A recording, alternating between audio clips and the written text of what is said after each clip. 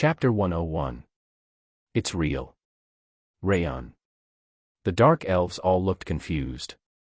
It was because the word that Kale said with a serious expression after having Choi Han close the door was a word that they were not familiar with. It is okay for me to appear.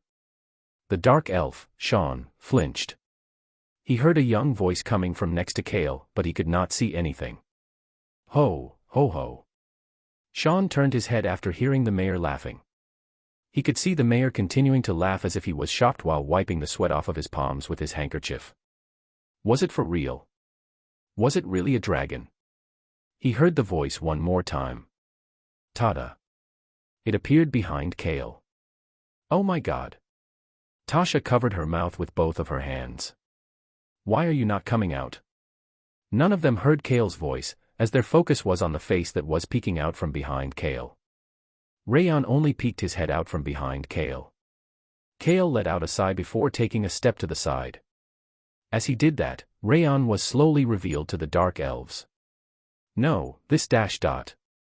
Tasha was so shocked that she was struggling with her words. She turned around to look at Sean. She wanted to ask her friend if she was hallucinating. However, Sean was frozen stiff, like he was sleeping with his eyes open. Thinking that she wouldn't be able to get any info out of Sean, Tasha quickly turned her gaze to her grandfather. The dark elf mayor was calm. The person who seemed like the one who would be the most shocked in this situation was calm, even if he was still sweating profusely. Grandfather dash. Tasha had to stop speaking. The dark elf mayor started to speak to Rayon with a pious expression. I cannot greet Dragon Nim while standing on my two legs. The old man calmly tried to kneel. Kale let out a sigh at the mess in front of him. He knew that elves were crazy for dragons, but he didn't expect the dark elves to be the same. But it's not like I can lie when he said his elemental has met a dragon. Elementals, as creatures that have a strong affinity with nature, were very sensitive to things like mana, and thus were rarely wrong. If the dark elf mayor's elemental has really seen a dragon and confirmed that there was a draconic aura around Kale, the dark elf mayor would never believe him, even if he claimed he didn't have a dragon. That was how accurate elementals were with auras they have experienced at least once. With this being about a draconic aura, Kale had no choice. Kale looked toward the door to see Choi Han standing there like a guard with an awkward smile on his face. The person who was wearing a robe, so Kale could not tell anything about her, was just standing there like a scarecrow. At that moment, Rayon stood in front of the three dark elves. What is he trying to do? Kale looked toward Rayon with curiosity. I am the great Rayon Miru. Agu. Kale could see Rayon puffing up his chest. He took care of his self-introduction very well. I am a grand total of 4 years old this year. Was there a need to tell them your age? Oh, great Dragon Nim. The dark elf mayor was already kneeling and responding to Rayon's every word like they were the words of a god. What to do about this? Kale was starting to get a headache. However, Rayon's introduction was not over yet. And I am taking care of Kale Henidus because he is a weakling. I don't think that's the case. Kale let out a deep sigh. He walked over to Rayon, who seemed like he would continue to share useless information, and petted Rayon's head. Rayon finally stopped talking. Kale looked over toward Tasha and started to speak. It looks like you'll need to help the Mayor Nim back up. Ah. Tasha let out a gasp like she was finally coming to her senses. The mayor started to speak at that time. No, I cannot do that. The Dragon Nim that I met last time said that standing in front of him was like asking for a fight. I do not wish to fight with Dragon Nim. What kind of dragon did he meet? Kale wondered if the mayor was actually feeling fear instead of respect right now. You can stand. I do not like things like that. However, the mayor instantly stood up after hearing Rayon's response. Kale raised both hands and clapped once. Clap. That clap got everyone's attention on Kale, who then started to speak. Let's all calm down first. Kale pointed toward the couches like it was his office. Everybody, please sit down. Kale avoided the chair reserved for the mayor and walked over to a 3-person couch before he sat down. The mayor followed behind Kale with a calm expression. He was also no longer sweating. He then started to speak to Rayon. Dragon Nim, please sit over here. It was the seat Kale had left open for the mayor. Kale looked toward the mayor in disbelief as Rayon responded to the mayor. I don't want to. You sit there. Rayon flew over and sat down next to Kale. He then put his head on Kale's knee, as if it belonged there. The mayor immediately sat down to listen to Rayon. Kale finally felt like things were calming down, so he asked Sean. Can you bring me a cup of water? I am thirsty. I will do so right away. Sean looked like he was the calmest person in the room, but he was the palest one as well. Kale put a hand on Sean's back and started to speak. The dragon is a secret. A secret. Rayon echoed from behind Kale. Sean bowed his head and responded back. I promise on my relationship with the elementals that I will keep it a secret. A dark elf promising on their relationship with elementals was similar to a vow of death. An elf who could not interact with elementals would have to live in despair for the rest of their lives. Rayon looked toward the mayor and Tasha, who then made the same vow. Dragon Nim, I promise on my relationship with the elementals that I will keep it a secret. I also promise on my relationship with the elementals that I will keep it a secret. Kale finally seemed to be relieved, as he leaned down into the couch. Sean soon brought, not just a glass of water, but a fancy snack tray. The mayor took a sip of tea before he started to speak. My name is Obanti. My name is Kale Henitus. The mayor was still being very formal with Kale. He had no choice, since Kale was with a dragon. Furthermore, they seemed to have a pretty close relationship with each other. The dragon that Mayor Obanti had met in the past was a temperamental one who was very egotistical. That was the only experience Obanti had with dragons. Young Master Kale, does Alberu know? Seeing the mayor call the crown prince's name so casually helped Kale understand that it was very likely that the mayor was related to Alberu. His Highness does not know. Ho, Alberu got to know such a precious person while keeping me in the dark. I'm guessing we cannot tell even Alberu. I will take care of that. Kale was telling Obanti to keep his vow. Obanti looked disappointed, but still nodded his head and continued to speak. Of course. I will definitely keep my vow. Young Master Kale, I heard that you haven't been given a thorough explanation of what the item is. That is correct. For your reference, it is in the shape of a bracelet. His 521 years of experience must be worth something, as the mayor got right to the point, unlike Tasha and Sean, who still seemed wary of Rayon. However, unfortunately, Kale had no intentions of learning more. Mayor Nim, I do not need to know. His face showed that he had no desire or curiosity about the item. That expression made Obanti speechless. Kale then asked Obanti a question. Is it okay for multiple humans to touch it? Why do you ask? A suspicious gaze appeared on Obanti's face.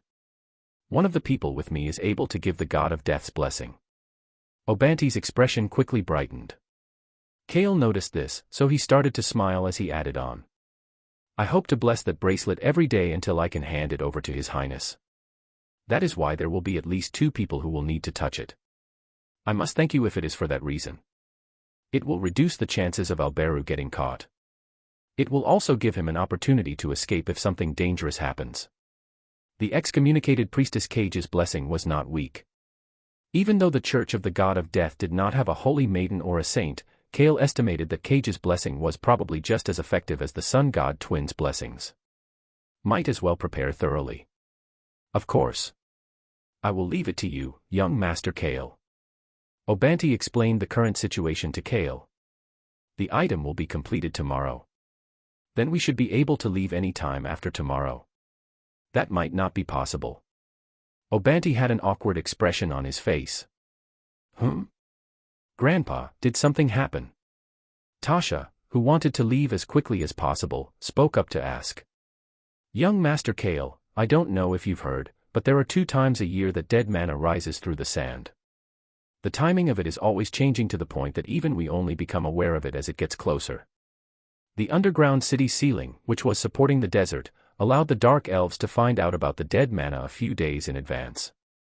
Is it that time? The mayor nodded his head at Kale's question. We expect it to happen 2 days later for a total of 3 days. It was dangerous for humans during that time.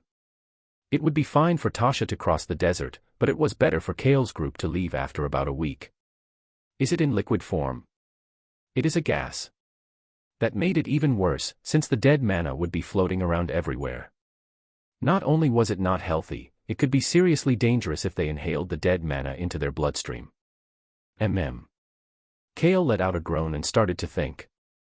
Obanti seemed apologetic after seeing Kale's expression. Kale then started to speak. Then I guess we have to play for a week. Yes, thank you for your excuse me. Do you have a tourist map of the underground city? Obanti, who was looking at the casual Kale with disbelief, finally nodded his head after a while. Of course. I will tell Sean to be your guide. The Dark Elves had made a map for the visitors when they created the inn. Kale nodded his head before he looked toward the corner and asked. By the way, who is that person? Ah, that kid is ... The human wearing a black robe was quietly sitting in the corner. That child is the one who is creating the bracelet. She was a human who was making an item with a dark attribute. Kale held himself back from smiling. Found one. He had found a human who was an expert on the human body and death. I called her to explain about the item. Obanti could not continue to speak. He seemed to be hesitating. He slowly peeked toward Tasha, which let Kale know that the mayor had something to talk to Tasha about. It was at that moment. What seems to be the problem? For a moment, Kale thought that a god or an emperor was speaking. It was said in that kind of tone. Kale lowered his head only to see a dragon trying to look majestic while sitting there with his head perked up. However, he was still so short that he did not look majestic at all. Dragon Nim, you see. Obanti still did not dare to speak. At that moment, someone else started to speak. I am curious about the world. The voice was indifferent without any emotion, like the voice of a GPS. It was the person wearing the black robe. Kale's gaze headed over to the black robe. I wish to see the outside world. What? However, her words shocked both Sean and Tasha. Sigh. Obanti let out a sigh and wiped his eyes with his handkerchief. He looked like he had instantly turned about 100 years older.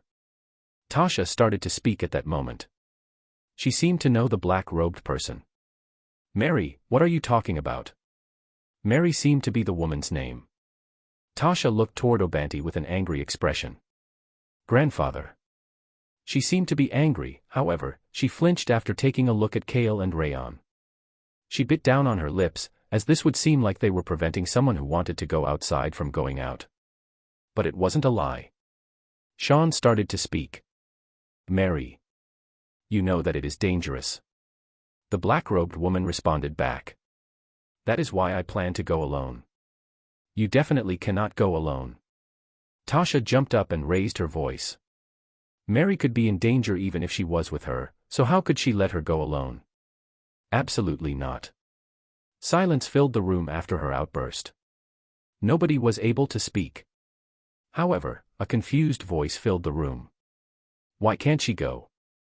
That human is very strong. She is even stronger than a mage I know. Ho. Kale was amused internally. This girl is stronger than Rosalind. Mary raised her head. Of course, they still couldn't see her face as she was wearing a robe with a large hood. Mary turned to look toward Kale and Rayon. She then started to pull her sleeve up. Mary. Sean reached out in shock, but she was faster. Mary managed to pull one of her sleeves completely up before Sean stopped her. Her arm appeared underneath the light. Choi Han, who was at the door, let out a groan. Sigh. Sean put his head in his hands. Tasha looked back and forth between Kale and Choi Han with an anxious expression.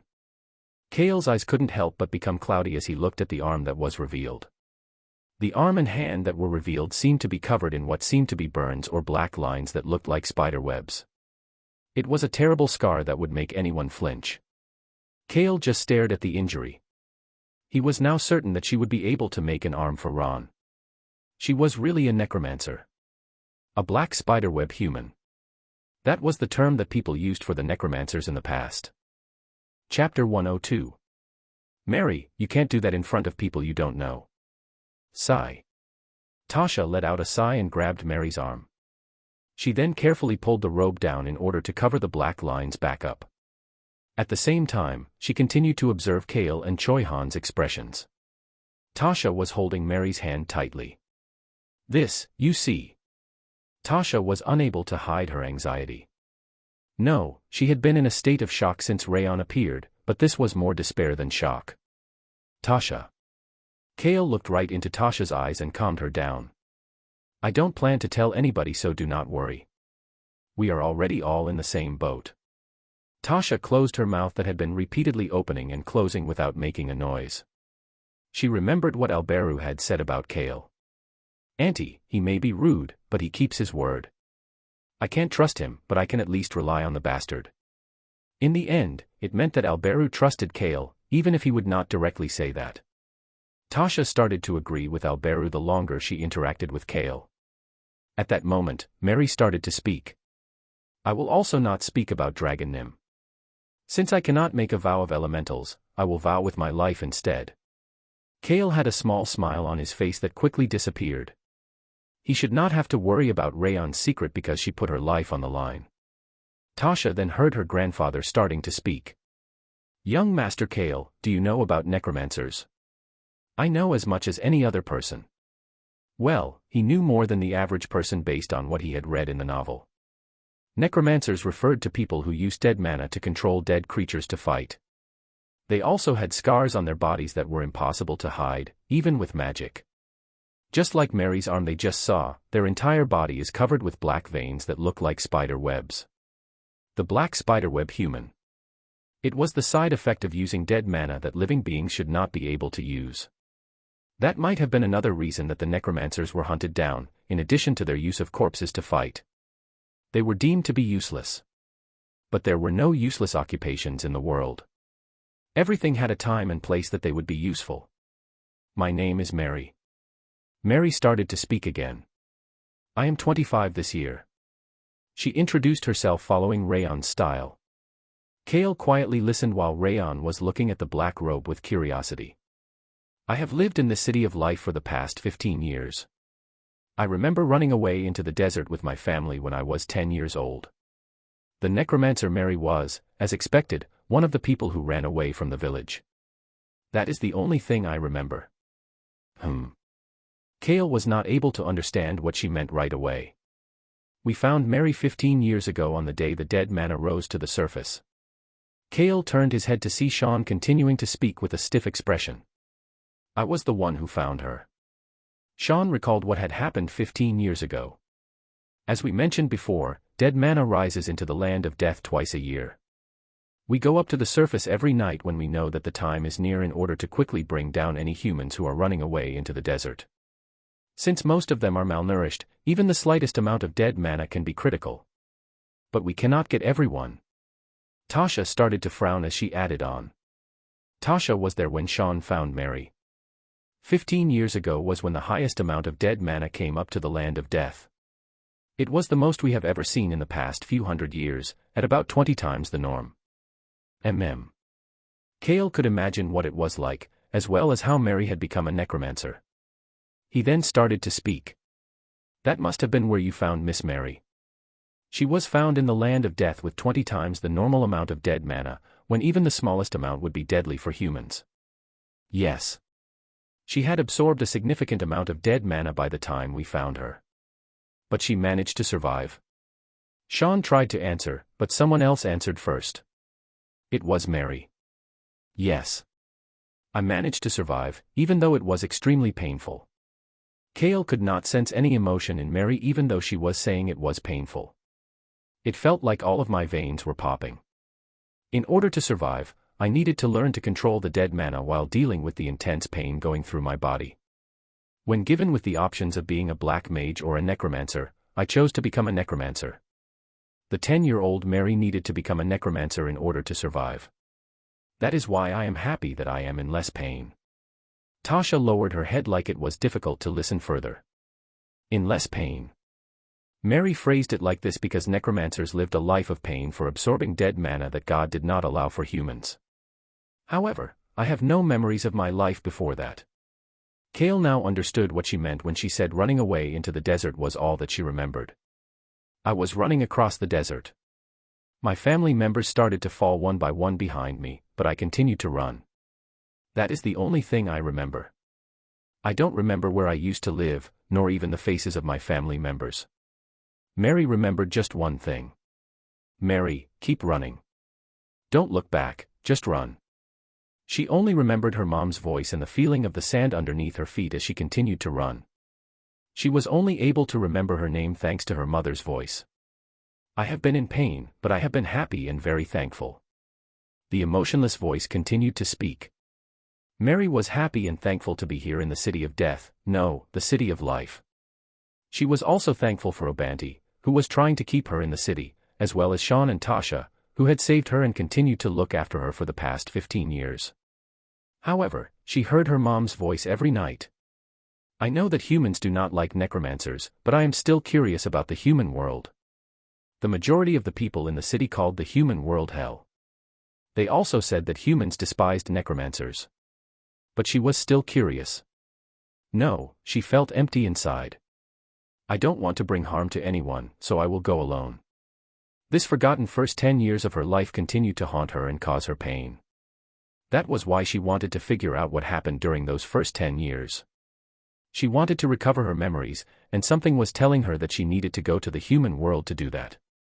She pulled up the sleeve on the arm that Tasha was not holding. The ugly scars appeared again. I heard that people find these scars to be disgusting. As such, I just have to make sure these scars aren't revealed and that I avoid the temples. I have prepared a lot for this trip. Mary's head, well, the hood of the black robe, was facing Kale and Rayon, but she was talking to the 3 dark elves. Tasha just stood there without being able to grab the other arm. She recalled the child who was having a hard time breathing in the black desert filled with dead mana. I need to run, ugh, need to run. That was what the child was mumbling as black lines started to appear all over her body. Tasha could see that the child's parents were dying in the distance when she picked up the struggling girl from the sand. The child had run quite far. She then won against the dead mana and survived. I am curious about the world. Obanti could not say anything. It was because he knew that she was not actually curious about the world. He knew that she just wanted to find her forgotten memories that continued to haunt her every night.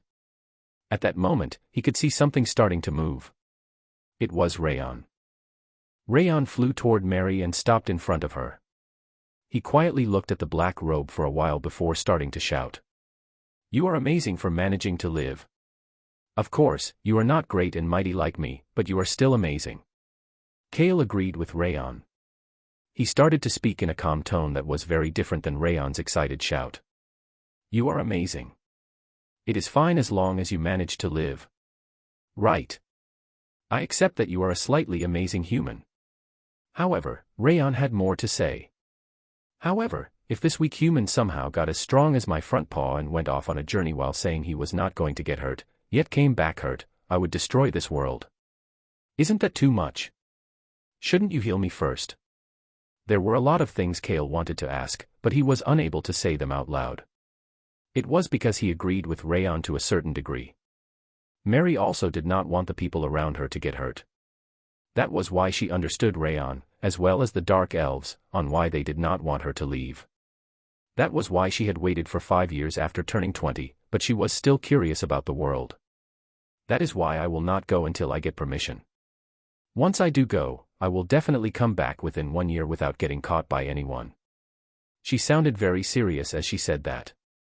Obanti wiped the sweat off of his palms as he weakly answered. Later, let's talk about it later.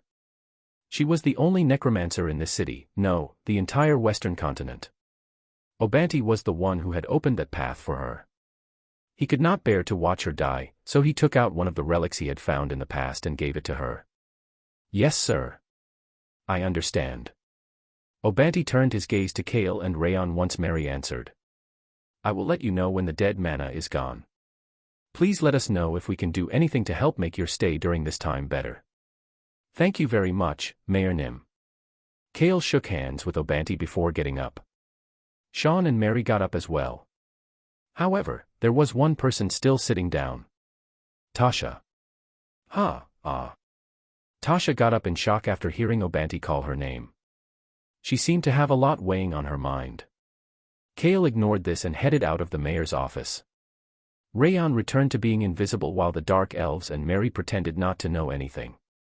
The mayor stayed in his office while Tasha and Sean led the way for Kale's group. Choi Han was naturally standing right behind Kale, while the necromancer Mary stood next to Choi Han, quietly walking with her robe dragging on the ground. Mary. The hood of black robe raised when Mary turned her head and looked up at Kale. Kale asked as he continued to walk at a casual pace. Can you make me an arm? Do you mean an arm for the human body? Kale gently answered her emotionless question. Yes. A left arm. Do you need it for something? Yes, I do. I understand. I will make it for you. Kale looked toward Mary, who did not ask about compensation or a reward, and asked. What is it you want to see in the human world? Sean and Tasha flinched at his question. Mary answered without any hesitation. I am not sure. Mary really did not know. I cannot imagine the human world since I have no memories of it and have only read about it in books. But I feel like there will be a lot of things I would want to see once I get there. I guess that makes sense. Kale agreed with Mary's logic. How could you want to see something specifically if you didn't know what was there? Maybe she'll know what she wants to see once she goes to the surface. At that moment, Rayon started to speak in Kale's mind.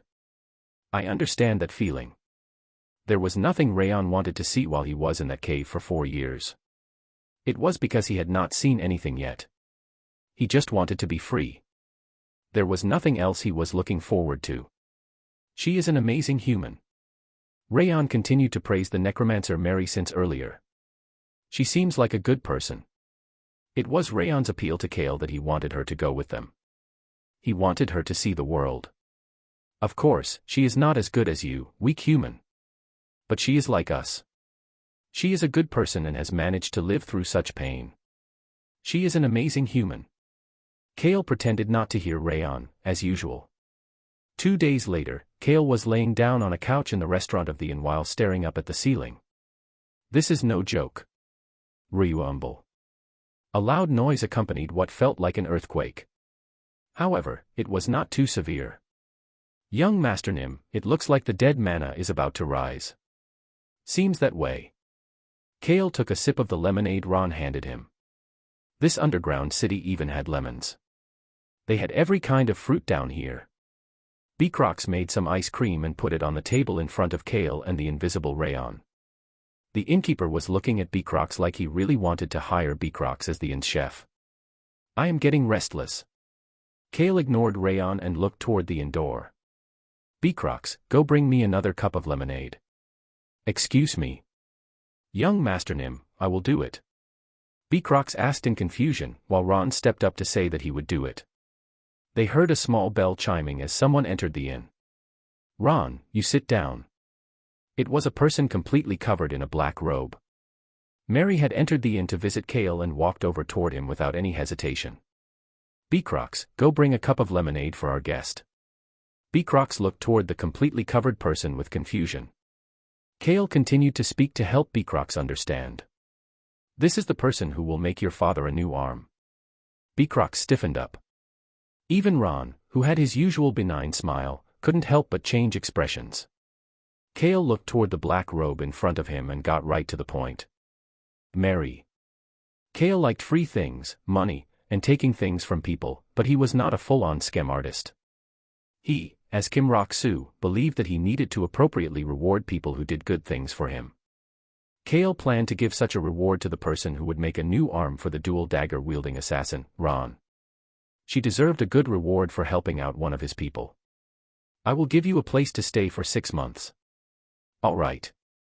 Good job, weak human. Rayon shouted in Kale's mind. Chapter 103. What do you mean? Mary's robotic voice was slightly shaking. I am saying I will give you a place to stay until winter. However, the place you will be staying is not a village or city where humans live as you wish. The innkeeper slowly walked toward the door and locked it. His concerned gaze was focused on Mary. Kale looked toward the innkeeper before continuing to speak. However, you can spend your time looking at the real sky and the beauty of the surface. Although it would be in the forest of darkness that was full of monsters, it still had the beauty of nature and the beautiful sky that you could not see in this underground city. I do not wish to burden you. That was Mary's answer after a long duration of silence. The word, burden, made Kale start to smile. You are probably saying that because you still don't know me very well. Kale sat down and looked up at Mary, only to see that she was wearing a black mask underneath her robe as well. He continued to speak to the girl whom he had never actually made eye contact with. I don't ever do anything that will burden me. Why would he do something crazy like turning the churches against him? He was offering this to her because he was able to give her a situation that would let her be on land without being caught by the churches. As for the next 6 months after that, Mary had said that she was going to travel for a year. Kale, naturally, remembered what she had said. I will help you so that you can escape from the Church of the Sun God at least once without dying. The Black Hood flinched, as if Mary had jerked her head in shock underneath. Is that possible? The innkeeper interjected into the conversation. Kale had heard from Sean that this old man was the one who treated Mary the most like his own family after Tasha had left. Is that really possible? Kale looked toward the old man asking him with a shaky voice and answered. A dragon's dead mana. I will give that to you. However, his words were directed at Mary. If her strength was at Rosalind's level and she needed to avoid the priests of the Church of the Sun God, all he had to do was make her stronger. It was only fair for him to do that much for someone who would make Ron a new arm. Young Master Nim. Ron, who had been quietly listening all this time, interjected. Kale raised his hand to stop him. Stop talking. But young Master Nim. A dragon's dead mana is too precious, I am fine dash. Beecrox. Kale turned away from Ron and called out to Beecrox, who was still blankly staring at space. Didn't I tell you to go get some lemonade? Ah dash dot. Hurry up. Yes sir. Beecrox avoided his father's gaze and rushed toward the kitchen. Kale offered Mary a seat. Sit wherever you like. He seemed so relaxed that people would probably think he owned the place. First of all, a voice started to speak from inside of the Black Hood. I will think about it after making the arm. The Black Hood then turned toward a different direction. Mary was now looking at Ron. Ron just stood there and let the eerie black robe stare at him. The GPS-like but emotionless voice started to speak again. It looks like your muscles are very well developed. Based on the balance between your right arm and your body, I would say you are someone who uses both arms. I will need to pay special attention while making your arm. We will probably need to put it on and test it out a couple times to get it just right. How long will it take? Probably about 1 or 2 months. Kale leisurely took a sip of his lemonade. He seemed to be as relaxed as someone laying on a sunbed by the beach. He then said his conclusion out loud. Then we can do it in your residence up on the surface. Ron works where you will be staying anyway. My mind is chaotic and complicated right now. The emotionless voice continued to speak. It seems like a very complicated problem. I do not wish to be a burden, but at the same time, I feel like it should be fine because you are very strong. She was probably talking about Choi Han and Rayon. She's right. The good girl is smart. She will not be a burden as long as I am around. I just need to destroy anything in our way. Kale just let Rayon talk as usual without listening. Dragons were naturally this scary. I will come back later. Sure. But I am leaving in a few days, so come back before then with your bags packed. Kale stood up and headed toward the stairwell to the second floor, as he had nothing left to say. Drink some lemonade before you go. You should know our chef's abilities, since you'll all see each other quite often. Mary had no reaction to that as she continued to watch Kale. Kale did not pay attention to her and just headed toward his bedroom. Ron followed behind him. Young Master Nim.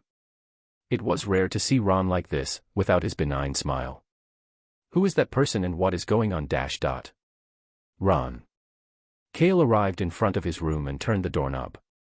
Kale entered through the door and started to speak. It's okay to accept this much. Kale didn't even turn to look at Ron before closing the door. He then quietly chuckled after hearing the voice that finally came from the other side of the door after a long time. Young Master Nim, should I bring up some snacks? Yeah, sure. Bring me something to drink too. Kale then added on. Anything but lemonade. Kale was tired of lemonades. The knight who was guarding the gate into the desert at the village next to the land of death in the Karo Kingdom's Debori territory was not very happy today. Crazy bastard, bossing me around like this because he's been a knight for just 3 years longer than I have. The other knight was using his seniority to make this knight take the early guard duty. The soldiers kept quiet and avoided the angry knight. They would probably end up dead if they ratted the knight out. He also takes all the money too. The money they made from people while guarding the gate was all monopolized by the senior knight. He did buy them drinks every so often, but how good would the alcohol in a small village like this be? He took those 2 gold coins for himself the other day too. Son of a bitch. You'll be in big trouble one day for taking ... Tap. Ow. Something had hit the knight on the head. The knight started to shout while rubbing the back of his head. Damn it, what the hell? Who threw, huh? The item that hit his head and fell to the ground was a very small and round item. It was a gold coin. Money had fallen from the sky. The knight quickly picked it up and looked around. He did not see anything, even when he looked up at the sky. What the? The knight first put the gold coin in his pocket and glared at the soldiers. He was telling them to keep their mouths shut. I guess you kept your promise in the end. Kale got on the carriage they left with the innkeeper at the village and answered Tasha's question. I'm just disappointed that it is not the same knight as last time. I will give you another gold coin if I return alive. The knight that Kale had said that to was, unfortunately, not here at this early hour. I should have just jumped the wall last time too. You probably wouldn't have been able to save the 2 peasants if you did that last time, right, young Master Nim? Kale pretended not to hear Tasha. He was annoyed that Tasha kept trying to talk to him. However, Tasha looked at the cold Kale with a warm gaze. It's cool in here. It was the most comfortable in this carriage that was fortified with magic. Kale leaned into the chair and turned his head. A black blob was stuck against the window looking outside. Right next to it was an excited black dragon. Isn't it amazing? Yes, Rayon Nim. It is very amazing. Is that the village that I used to live in? Even I do not know that. Is that so? But I have never seen a village like this. It is so amazing. Rayon puffed up his chest after hearing the stiff voice. The real sky does not seem to have an end. It is difficult to fathom. It is so cool.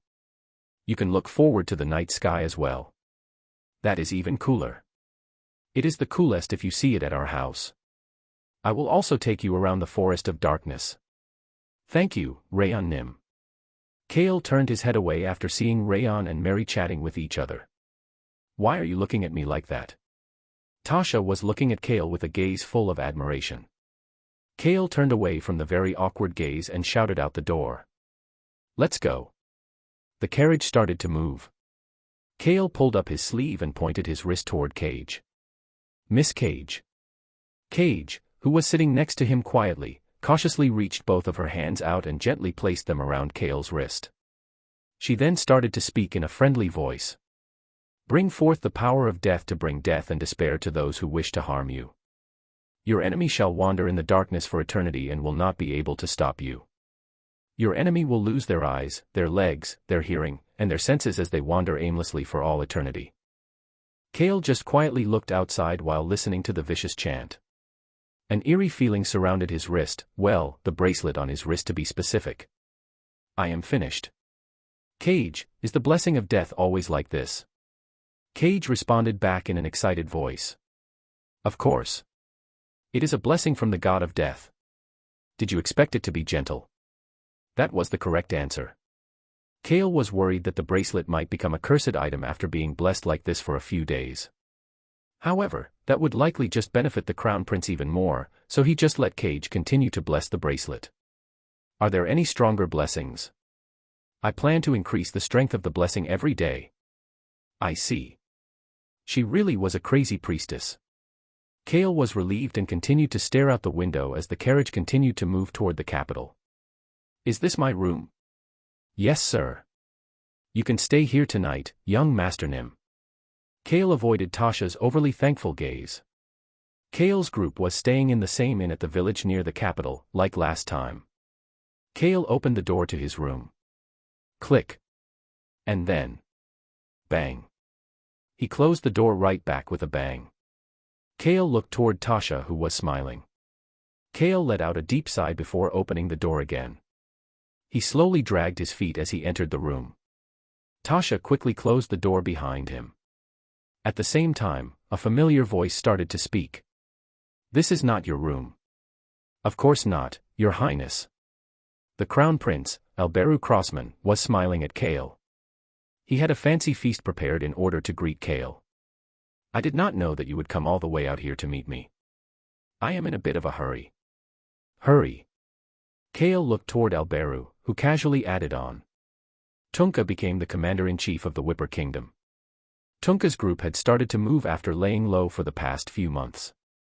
The fact that Tunka was commander-in-chief meant that the Whipper Kingdom's royalty had ended up in Tunka's hands. Alberu could hear Kale's indifferent voice. They've gotten a one-way ticket to hell. Alberu started to smirk. Indeed. Although it has nothing to do with us right now. I guess he doesn't know Your Highness stole all of the remaining mages. Of course not. How could the Whipper Kingdom know, when even our own people don't know much about it? Kale and Alberu made eye contact. Cling. The bracelet fell from Kale's hand and landed in Alberu's palm. Sizzle. A noise that sounded like water hitting fire could be heard as a black smoke surrounded Alberu's body. Click. Alberu put the bracelet on his wrist. Your Highness, this appearance of yours is quite wonderful too. The quarter-dark elf Alberu's true appearance appeared in front of Kale. The blonde hair and blue eyes disappeared and were replaced with brown hair and brown eyes. Alberu's skin was definitely darker than most people as well. Even though he was only a quarter-dark elf, the dark elf characteristics were very visible. It is probably because of the dead mana he absorbed. Thanks to that, more of his nature as a dark elf was developed than his human side. Why are you asking such an obvious question? Everything looks good when you are handsome. That was actually true. The blessing of the god of death. I'm relieved. Alberu could feel the power inside the bracelet. He could also feel the impact of the blessings Kale gave to him as a gift as well. He shared one piece of information with Kale as he continued to sense the power inside the bracelet. Tunka is said to be going to the Empire in the Whipper Kingdom's heir's place. Kale started to frown. Sounds like it will be a mess. I agree. Alberu then asked Kale. Will you be spending time at home? Yes, Your Highness. That is indeed the plan. It was at that moment. Rayon started to speak in Kale's mind again. Ah.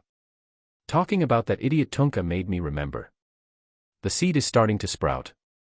The seed from the magic tower was now sprouting. What will you be doing? I plan to farm a bit and rest. His network, the seed, money, he planned to grow them all. Of course, he would just be giving orders and not doing any of the actual work. I don't think anybody would believe you will be farming when you have such an expression on your face. Alberu felt iffy at Kale's face. He could tell Kale had a lot of different plots forming in his head. However, he quickly returned to the blonde hair and blue eyes appearance and said goodbye to Kale. He needed to quickly head over to the Empire. Kale soon left the capital and headed back to Harris Village in the Forest of Darkness. After spending over a month in that rural village, Kale woke up to listen to a message that Alberu had left him. He did not pick up the call last night because Alberu had called in the middle of the night. Just what the hell have you been doing? Alberu's voice sounded quite chaotic. Why does Commander Tunka call you his friend? Why are you the hero of the jungle? Even one of the Breck Kingdom's princes was asking about you and his sister. Everybody stealthily came over to ask about you before leaving. You're driving me crazy. Kale just blankly stared outside while listening to Alberu's rant. Ron appeared at that moment and handed him a cup of water as well as some messages. We received contact from the whale tribe. It was a letter from Watira. He received this letter from the north just as the weather was starting to get cooler. So annoying. Ron pretended not to hear Kale's mumbling as he continued on. We also received a message from home. They were asking if you could come home so that they could see you, since it is festival time soon. Multiple voices started to speak at once in the originally quiet bedroom. Festival. Did you say festival? Festival. Rayon, An, and Hong, who had all been asleep in the corner of the bedroom, suddenly shot up and rushed over. Kale ignored the puppy dog eyes they were giving him and laid back down on the bed. So annoying. At that moment, he heard the last part of Alberu's recording. Alberu sighed before saying one last thing. Iya, anyways, I am coming back with one of the Breck Kingdom's princes. Oh, and the Pope of the Church of the Sun God is dead. Ha. The Breck Kingdom's prince was fine, because he just needed to tell Rosalind. But it was what Alberu said afterward that caught Kale's attention. The criminals are the twins who were the church's holy maiden and saint. They are said to be on the run, but nobody knows where they went. What? Sigh, what a mess. What a total mess. Click. That was the end of the recording. Kale and Ron made eye contact with each other. Contact Miss Rosalind. Kale continued on. Let's just ignore the rest. Young Master Nim, you are getting wiser as you get older. Chapter 104. Are you ignoring the festival too, human? Rayon looked toward Kale. An and Hong looked up at him with similar expressions as well. Kale did not even look at the smiling trio as he continued to speak to Ron. I'll go back home 2 days from now. Yes, young Master Nim. You'll need to hurry if you want to show the children the festival. Stop saying useless things and go bring Miss Rosalind. Yes, sir. Ron had a benign and mischievous smile on his face as he left the room. Kale ignored the smiling children as he got up from the bed. Human, are you getting ready to leave? We are not leaving right now. All right. I will return after letting people know that we are leaving. Rayon flew out the open window, and An and Hong jumped out behind him. The 3 children were headed toward the forest of darkness. Kale did not care what they were doing. Rosalind soon arrived and Kale delivered the message to Rosalind. He started with how one of the Breck Kingdom's princes had asked Alberu about her and then about how they asked about him.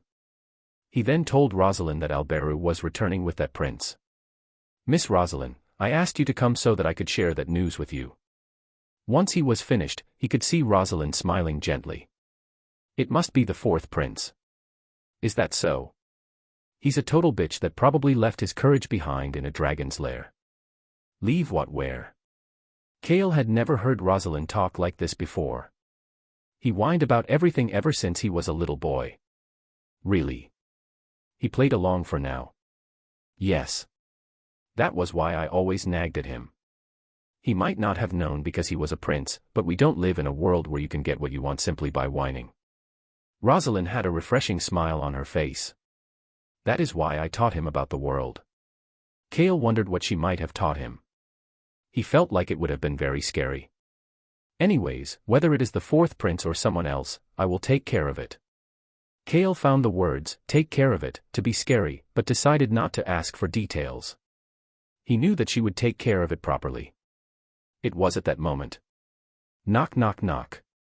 He could hear a knock on the door as a black blob quickly flew in through the window. Human, open the door. Kale looked at Rayon, who was now covered in leaves and dirt, before sighing as he shouted toward the door. It was obvious who Rayon would have brought. Enter. Click. The door opened in an existence that was even darker than Rayon walked in. Hello, young Master Nim. What a wonderful morning we have today. It was Mary, who greeted him in her robotic voice as usual. The necromancer Mary adjusted well to Harris Village. He paid a lot of attention to her at first because she just stared up at the sky both night and day, but she was doing well now. To be specific, she was playing well with the black dragon, Rayon. Human, listen. The good child and I found something. Rosalind smiled brightly and took a sip of the tea in front of her. Kale asked with a blank expression on his face. What? Did you find another interesting rock or a leaf with many holes?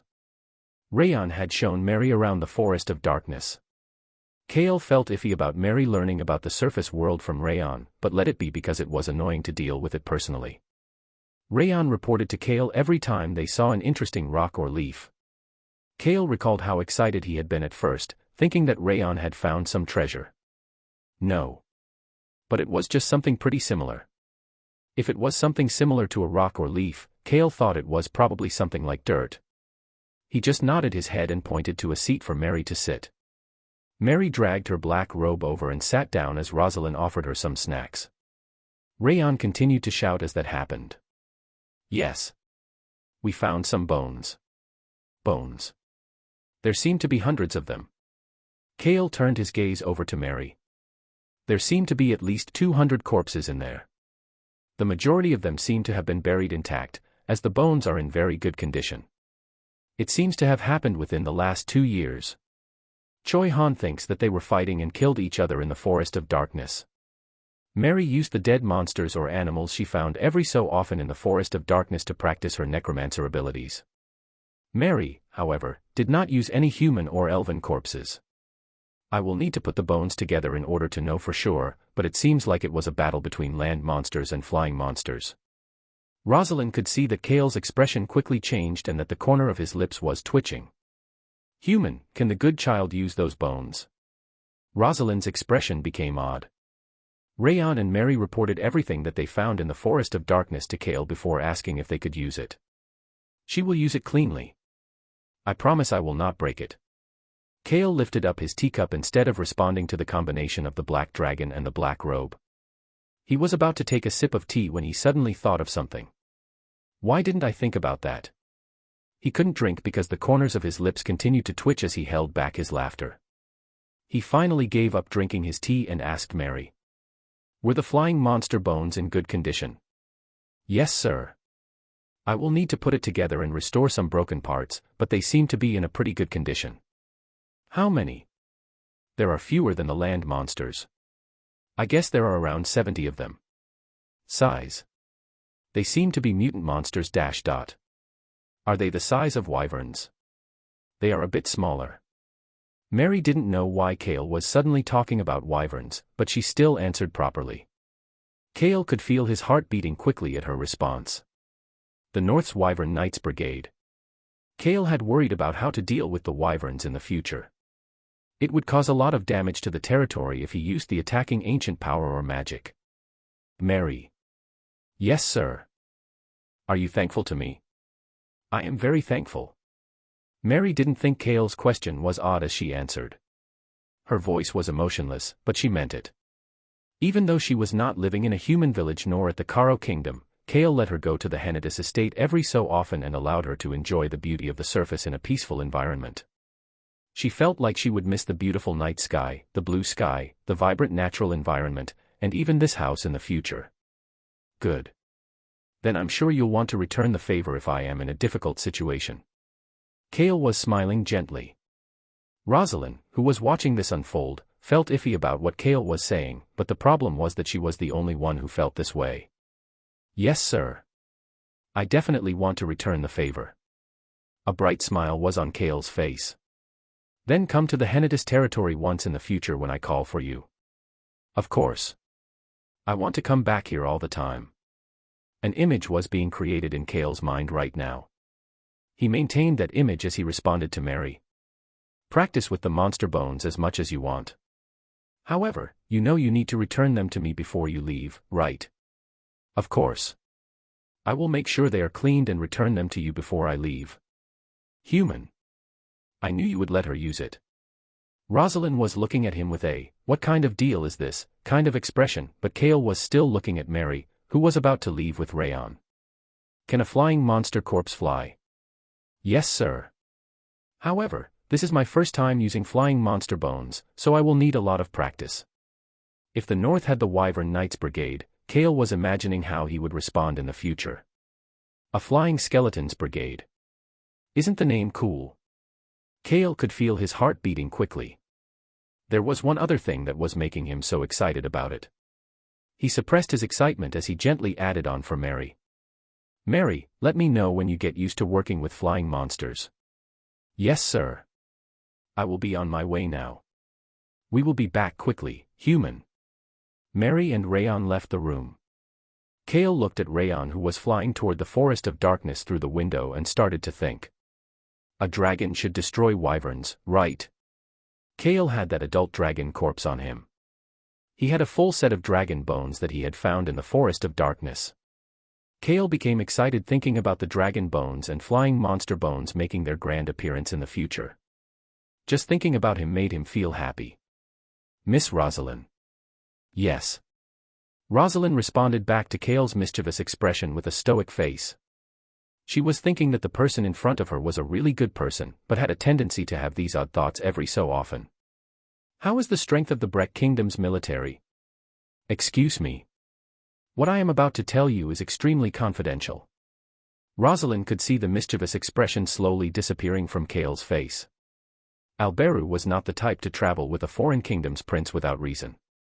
Especially as someone who had to hide his identity as being a quarter dark elf, traveling with important people from foreign kingdoms would make him need to keep his guard up.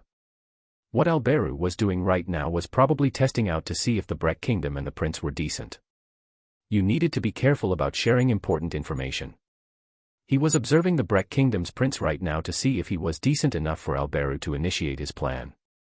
Although Alberu was the type to chase his own benefit, he still put the kingdom first. The three northern nations have formed an alliance. What? On the other hand, Kale was the type to put himself and his people first. He would do anything to keep them safe and sound. And this is a secret. Only a few people know about it. Young Master Kale, just what dash dot. Click. Kale put the still full teacup back on the table. But Miss Rosalind, you see. Rosalind could see that Kale was smiling. Kale was considering Rosalind to be part of his people like Locke, but she had still not forgotten about her former position. Kale was saying this for her, who escaped from the royal family, but still smiled while talking about her younger brother. Kale was speaking to Rosalind, who may have thrown away her position as a princess, but still had family in the Breck Kingdom. Who says that they are the only ones that can form an alliance? Rosalind's gaze quickly changed. Their tea time soon ended without any other conversation. Later that evening. Your Highness, the fourth prince is coming here. You freaking ghost, there is nothing you don't know. Yes, it is the fourth prince. Your Highness. Alberu, whose face appeared on the video communication device, did not look good. He was looking at Kale like he was trying to figure him out. Kale did not tell Alberu that he knew about the Northern Alliance. It had not been the right time to say it. However, it was now the right time. The three northern kingdoms have formed an alliance, right? Alberu did not respond to Kale's question and just quietly observed him. He then finally put on a gentle smile after a while. I knew you were just pretending not to know. That's why you helped me shelter those mages from the Whipper Kingdom and with the naval base. Kale did not react to Alberu's accusations. Alberu, who seemed like he didn't expect a reaction, immediately asked back. Then what do you think we need to do about this? Miss Rosalind will meet with her younger brother. I guess she knows this information as well. She is my friend. Alberu scoffed at Kale's answer before continuing to speak. You know that maintaining this secret is the most important thing, right? That is why I didn't even tell you until now, Your Highness. Seeing Kale's sly smile made Alberu feel like there was no worse expression in the world than Kale's smile as he quickly ended the call. Then see you next time. Anytime, Your Highness. The video communication came to an end. A carriage with the Hennitus family's golden turtle crest passed through the Hennitus castle and headed for the estate behind it. It really feels like a festival is coming up. Kale nodded at Choi Han's statement before looking out the carriage window. The entire castle was in the process of being decorated, and very lively. Even the entrance of the castle that was usually quiet was booming with a long line of people. I have never seen so many people outside the castle like this. He's right. Me neither. Kale could see that Choi Han was just as excited as Rayon, An, and Hong. This was probably Choi Han's first real festival as well. It's my first time too. I want to stand in line too. Kale smiled at Hong's comment as he looked out the window and patted Hong's small head. The Hennitus Territories Festival had many special competitions. Some of these included the cooking competition, the art competition, the sculpting competition, and with Countess Violin leading the charge, these competitions naturally had hefty rewards. Weak human. But why are those people standing in line like that? They seem to be here to apply for a competition or take part in the preliminaries. Choi Han started to speak, as if he finally understood what was going on. No wonder I saw a couple talented martial artists. Huh. There must be a martial arts competition as well. No. There should just be things like cooking, sculpting, and art. Chapter 105. Martial Arts. Yes, Kale Nim. Kale had a bad feeling about this. Choi Han did not see Kale's stiff face as he stared out at the castle gates and continued to speak. I don't know which competition they will participate in, but those two people seem very strong. I believe they will reach the finals. Choi Han's gaze was very sharp. I can't tell what their preferred weapon of choice is, but I guess you don't need to use a sword to fight. Based on one of their shoulders, it looks like their weapon of choice may be a bow. Kale looked toward Ron, who started to smile. There's an assassin who is a servant, so who says they cannot do art or cooking? Kale had forgotten for a moment that this was a fantasy world. This was a world where an average-looking cook was a poison specialist, and your neighbor working at the repair shop could be someone who used metal shards to brutally murder people. He had forgotten about how scary this world was. Choi Han. Yes, Kale Nim. The Henitas territory only has a cooking, art, and sculpting competition. Kale was curious how Choi Han would respond to this information. Ah, I see. They must do martial arts as a hobby then. Seeing Choi Han pass it off like it was nothing made Kale think it was a very MC-like response. Those humans are still not as strong as my front paw. Nuna, should we go win the competitions? I want to compete. You don't know how to do any of those things. After seeing the individuals next to him, Kale had no choice but to admit that this was how this world was set up to be. The carriage soon passed by the castle and into the estate. Kale asked Ron about the details. What is the competition schedule? It would be better if the territory was filled with strong experts. Ron handed him the schedule. Kale looked it over before asking Choi Han a question. You remember their faces? Yes, Kale Nim. A Munchkin world really was amazing. Why did there have to be so many experts? This was a difficult world for a weakling like him to survive. Kale turned his gaze over to Rosalind, who was sitting in a corner of the carriage.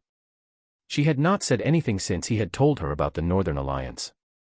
She seemed to be deep in thought ever since their discussion. Young Master Kale, may I request for a meeting after I meet with my youngest brother, heir, the fourth prince? Of course, I will not tell my brother about the alliance right away. That was what Rosalind had said to him yesterday. Kale just told her to do whatever was easiest. War boy ... Kale could hear Hillsman's voice from the driver's seat as the carriage came to a stop. They had stopped outside the gates of the estate. Kale let out a sigh as he opened the carriage door and Rayon turned invisible. Where are you going? Orabuni. 1. His youngest sister, Lily, was standing outside the gate. The 7-year-old seemed to have spent a lot of her time outside, as she was very tanned. You seem to have been training very hard. Yes. I've been giving it my all. Lily, who was confidently answering that she was training hard, seemed to have improved quite a bit. Since she trained enough to get really tanned like this, her skills had no choice but to improve. Kale looked at the wooden sword at Lily's waist, as well as the longer wooden sword on her back. Lily flinched at his gaze, before quickly starting to speak. The one on my back is something I made because I was curious about a long wooden sword. Really? But the sword has many scratches on it, like you swung it down on firewood or something. Yes. That is it. Lily answered very respectfully as she avoided Kale's gaze. She then quickly added on. And I have finished my night training for the day. So I am going to play. I received Mother's approval, so I am going out for 1 hour. I am only going to the alley with the restaurants nearby, so I will be safe. The 7-year-old explained the situation in detail to Kale. She must have felt guilty, even though Kale just looked at her and never asked for an explanation. Okay. Have fun. See you at dinner. Yes, sir. 2. Kale motioned for her to go, and Lily looked back a couple times as she quickly started to run toward the restaurant alley. The staff of the estate frequently ate at the alley, so it was both cheap and clean. Kale got back on the carriage and started to think. Something is suspicious. Didn't she seem like the stereotypical youngest child of a wealthy family who found a hidden expert to serve as a master in the woods? Kale made eye contact with Ron, whose left arm still needed about 2 weeks to be completed. Look into it. Yes, young Master Nim. He didn't need to explain to Ron for him to understand. The sly old man who had lived in this world longer than he had seemed to be having the same suspicions as Kale. Countess Violin had probably looked into Lily already, but it was better for him to do his own investigation. Kale confirmed the details of the cooking competition before returning to the estate with the schedule in his hand. An unexpected person greeted him at the door. Basin. Hyungnim. Were you waiting for me? Basin did not respond to Kale's question. Instead, he just opened up the file in his hands and started to speak. Kale could not even walk through the door as he stood there watching what Basin was doing. Hyungnim, I heard you will be staying home during the festival. That is correct. Would it be possible for you to present the awards for the competitions? Kale started to smirk. The file in Basin's hands were administrative tasks for the territory. Basin was now at the level to take care of such tasks. Kale had never even touched a proper administrative file for the territory yet. This was a good sign. However, he quickly had a question. What about Father? Father will be giving the opening address, but said that he was too busy to deal with all of the small competitions. Father said that it would be great for myself, Hyungnim, or Lily to do it.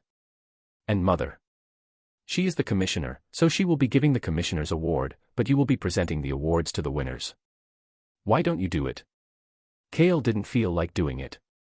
In addition, Basin needed to do it for people to remember Basin better. I am currently busy with work for the territory. I need to show up at the competition in order to present the awards, but I do not have time right now as I am currently learning about how to handle the administrative tasks for the territory. Kale started to smile. If Basin was busy learning about how to run the territory, it would be fine for him to give out the awards like this. Would people really remember him for such a deed?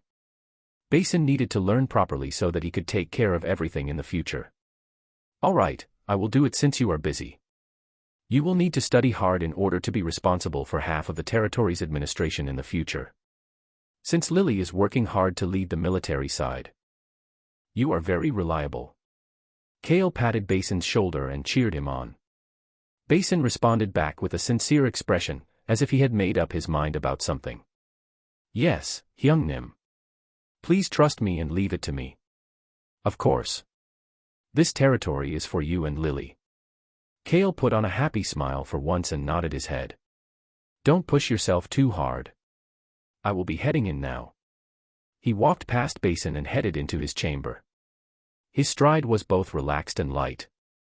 Basin observed his brother's back for a bit before receiving Kale's group's greeting and heading toward the castle. Since he was not talented in martial arts like Lily was, Basin had made up his mind to learn the administrative tasks as best as possible to become an administrative expert. Basin Henitus, the 15-year-old, now had a dream. His entire family was cheering him on as well. That thought made the stoic Basin start to smile. It was a dream that would probably cause Kale to faint if he realized what was going through Basin's mind. Kale's face was full of boredom.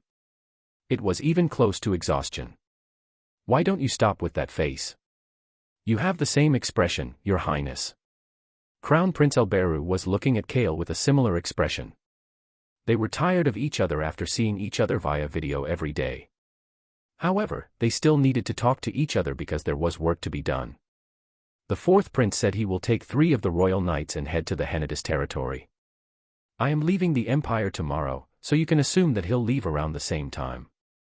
Yes, sir. I will let Miss Rosalind know. The fourth prince will arrive within the next month. Tell Count de Ruth as well. Yes, sir. Did his father know that Rosalind was a princess? Although Kale had never told him, he assumed Count de Ruth would know because Hans knew about it. He started to think about a lot of things as Elberu continued to speak. Do you want to hear something funny? Not at all. He accidentally said the truth. I'll tell you anyways. But Alberu ignored his feelings, as usual. Do you know how the Pope of the Church of the Sun God died? Your Highness, can you talk about such a thing while in the Empire? I've already used noise cancellation magic. Did you forget who I am? Who you are? You have a ton of mages under your command. I'm sure you have a lot of magic devices as well. Kale accepted this fact and nodded his head at Alberu, who continued to speak.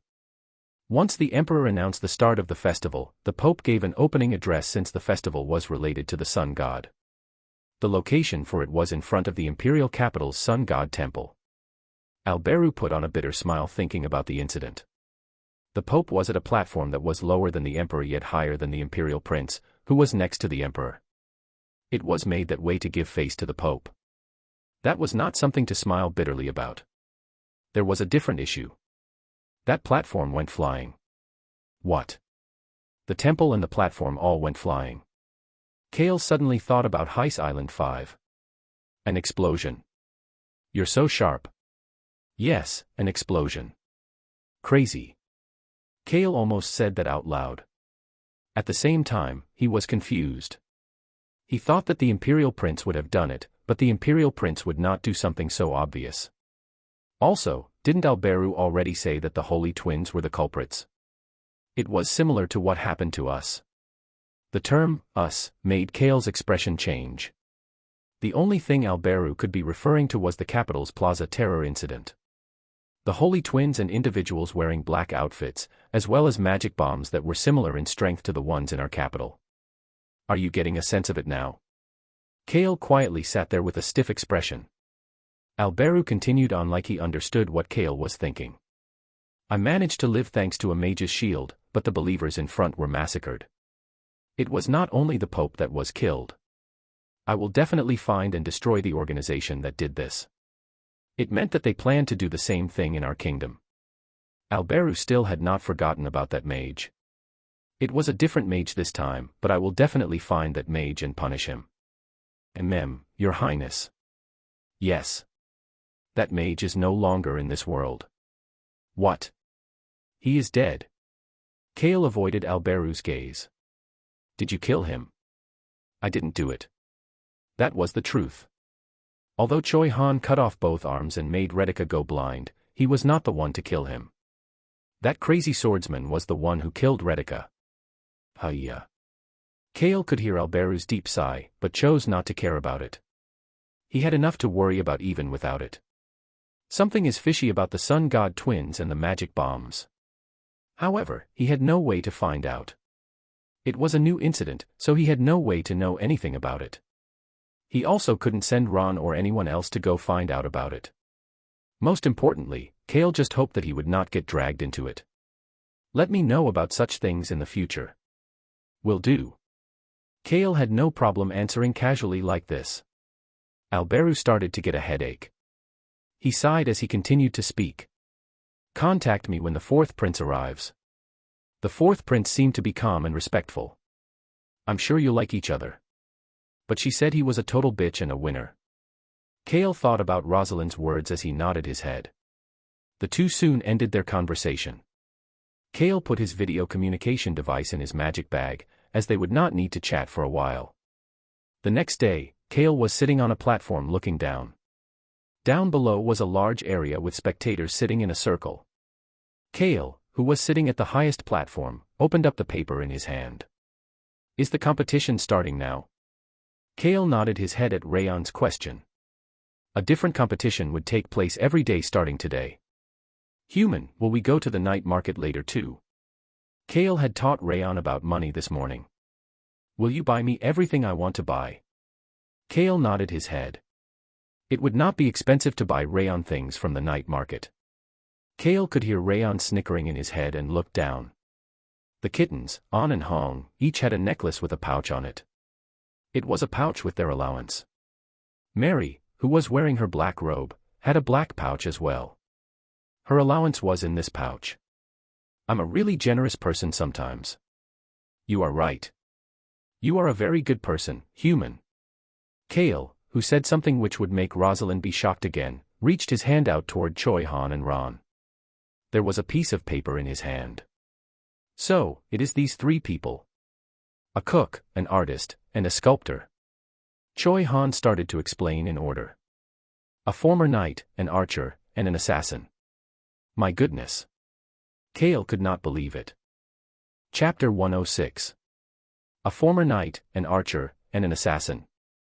Maybe I can just create my own camouflaged fighting brigade. How shocked would the enemy be if a flying skeletons brigade and a group of cooks, artists, and sculptors, who are actually experts, showed up to fight them? Kale slowly started to smile. They are all above average in ability. Yes. All three of them are at about Vice Captain Hillsman Nim's level. Human, why are you smiling like that? Is there something fun? Tell me, tell me. Rayon asked, but Kale did not answer. Instead, he looked toward Ron. Choi Han was dull when it came to things like this, but Ron was not.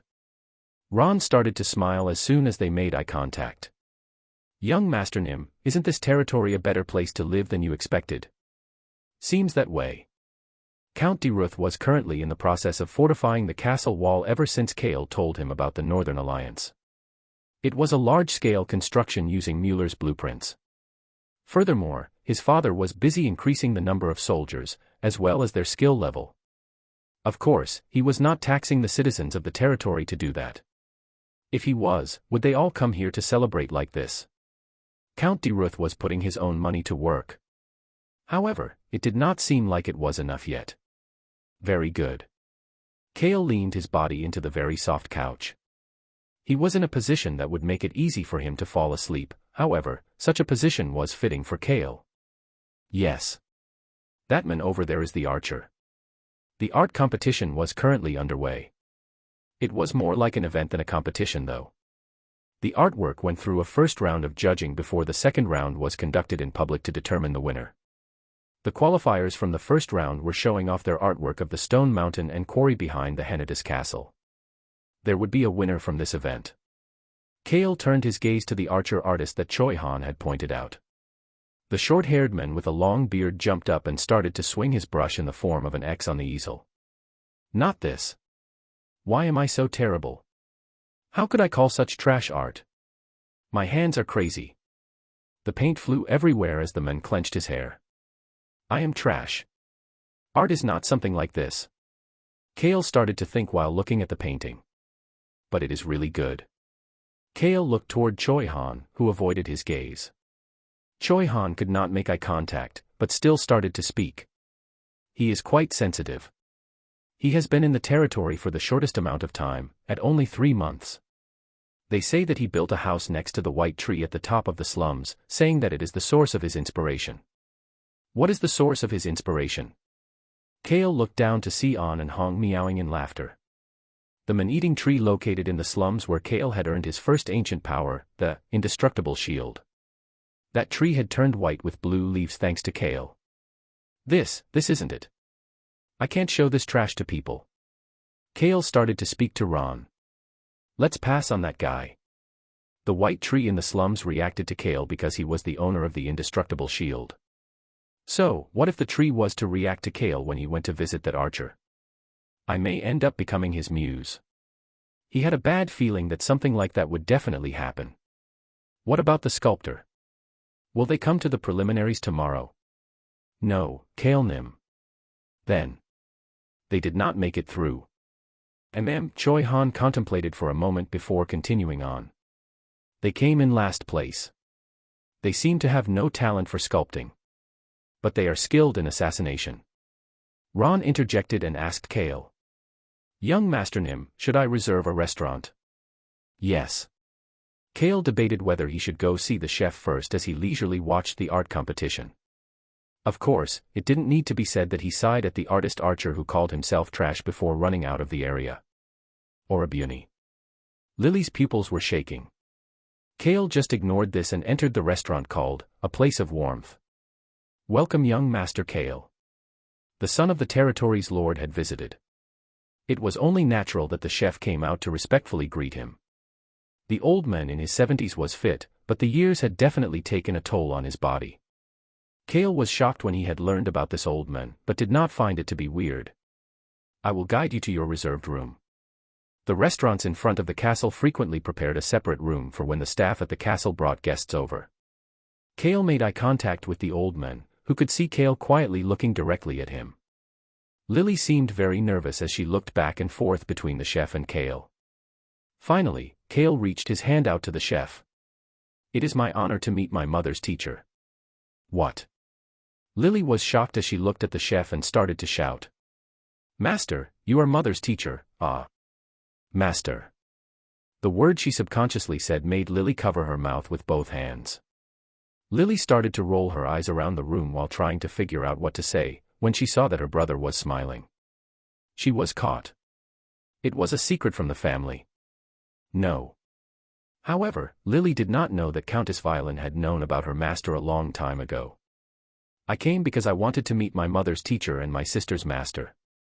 The chef remained quiet as he observed Kale, before starting to laugh. I do not deserve to be called the Countess's teacher. You flatter me.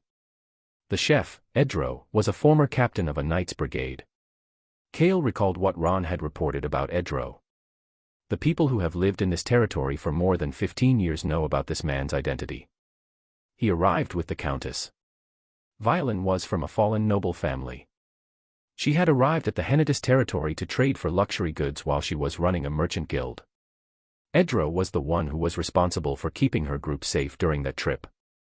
He was the knight captain of Violin's family, and when Violin said that she wanted to jump into the cruel world of merchants, he gave up his life as a knight and turned into a mercenary in order to protect her. He is said to be the Countess's sword instructor when she was younger. Count de Ruth and even Basin were able to handle the sword, like most nobles. Violin was not an exception, and knew the basics as well. He stayed here, saying that it was his dream to be a chef when the Countess married Lord de Ruth. Kale, Lily, and Basin did not know about this, as it had happened more than 15 years ago. Apparently, his father had built this restaurant for Edro as well. I heard that the food here is wonderful. I came with high expectations. Kale smiled softly while Edro stiffened up a bit. There was no trash worse than this bastard. In the past, Edro had thought that he needed to teach a bastard like Kale some tough love after seeing Kale drinking and causing a ruckus. He was not one to tolerate such a rotten person. It should be up to your standards. Edro confidently answered before guiding Kale to the room. Human, enjoy the meal with your sister. Kale and Lily were in the same room while the rest of the group was in a different room. This was so that Rayon, An, and Hong could eat in peace. I will serve you. Ron followed behind Kale and made eye contact with Edro. Edro had heard from the Countess that Ron was an assassin. He was shocked at that fact, but shocked even more at the fact that Ron's skill level was so high that he could not see how strong Ron was. You sly bastard. Ha ha. Hyung Nim, you are the same. Edro cautiously observed the benign smile on Ron's face. He saw Lily and Kale sitting in the room and slowly closed the door. He needed to go cook. Ron followed behind him. At that moment, Edro could hear what Kale was saying to Lily. He is a talented swordsman. Learn properly. Edro looked toward Ron. Our young master is all grown up. Ron could see Kale looking at him past Edro's shoulder as Edro was closing the door. Kale did grow up well. He grew up into a very sly person. Click. The door closed completely with a quiet noise and Ron started to say the things that were prepared in advance.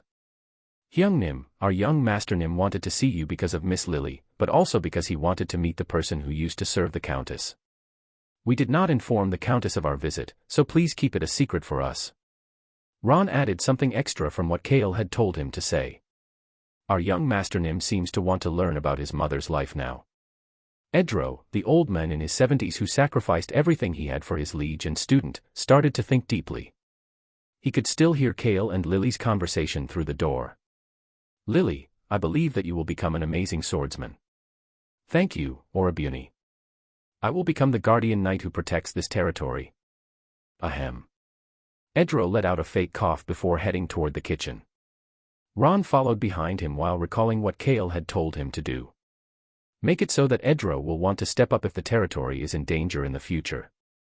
It'll be difficult for him to be in the front lines due to his age, but having someone like him step up is bound to strike at people's hearts. Don't you agree?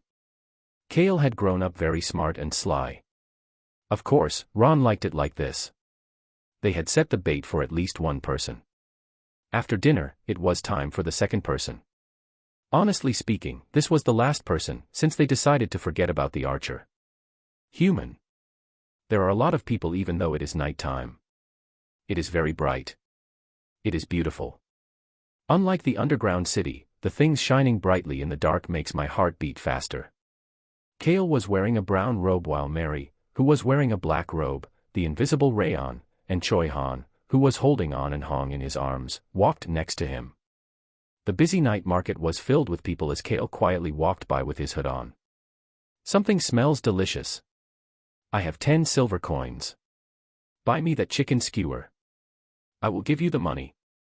Kale let out a sigh and turned around. Deputy Butler Hans was chasing after them. Hans. Yes, sir. Add 3 chicken skewers as well. Yes, yes, sir. I will go buy some chicken skewers for our lovely trio. Hans had multiple bags of food in his arms. They were all things that they were going to eat back home. Kale shook his head at Hans's excitement before continuing to walk. He stopped walking in front of one of the many trinket stalls. Welcome. A shocked woman jumped up and welcomed Kale. This is serious. Kale was speechless while looking at the mysterious sculptures. He looked at the woman in front of him. This was the sculptor who they believed to be a talented assassin. She is definitely skilled. I was not able to figure out her true identity. Young Master Nim, for an assassin, half of it lies in their ability to hide their identity. He pointed to one of the sculptures. Is this a devil? The gentle woman, who seemed to be in her 40s, had a mild presence that was more like your sweet next-door neighbor. However, these sculptures were quite unique. Although he could not tell what they were, they all seemed cold and eerie. It made him think about things like devils, swords, and eternal darkness. Agu, it is a flower. It is a forsythia. Forsythia. This is shocking. Human, this is definitely not a forsythia. This was a talent of its own. Kale truly believed that as he picked up the sculpture.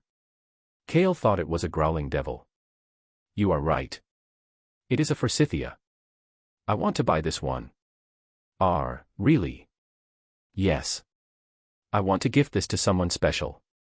Kale just bullshitted with whatever came to mind. This process of building a relationship really was difficult. Ahem. Human, if you really want to give it to me, I will even accept that shocking sculpture. Is this one a tiger? It is a lovely rabbit. Yes, give me this one too. The rabbit looked like the devil's guard dog. Thank you very much. No, these are wonderful sculptures. Kale picked up the 2 sculptures and continued to gently speak to the sculptor until the end. They are my style. I have never heard such praise before. I am so touched. The middle-aged woman's eyes were full of admiration. Kale was sure about one thing while looking at her acting this way. She really is a good actress. People would really think she was a sculptor who had no talent but loved to sculpt and be touched by her passion. He recalled what Ron had told him. It is amazing that she was not noticed until now.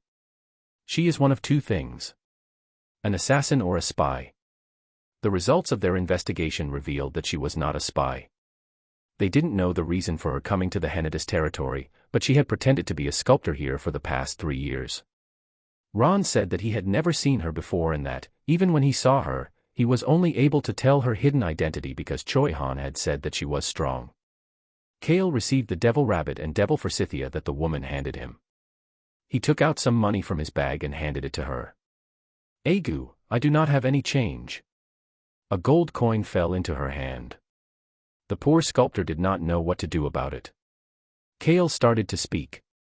It is my gift for all the toil you went through. You are the first to recognize my hard work.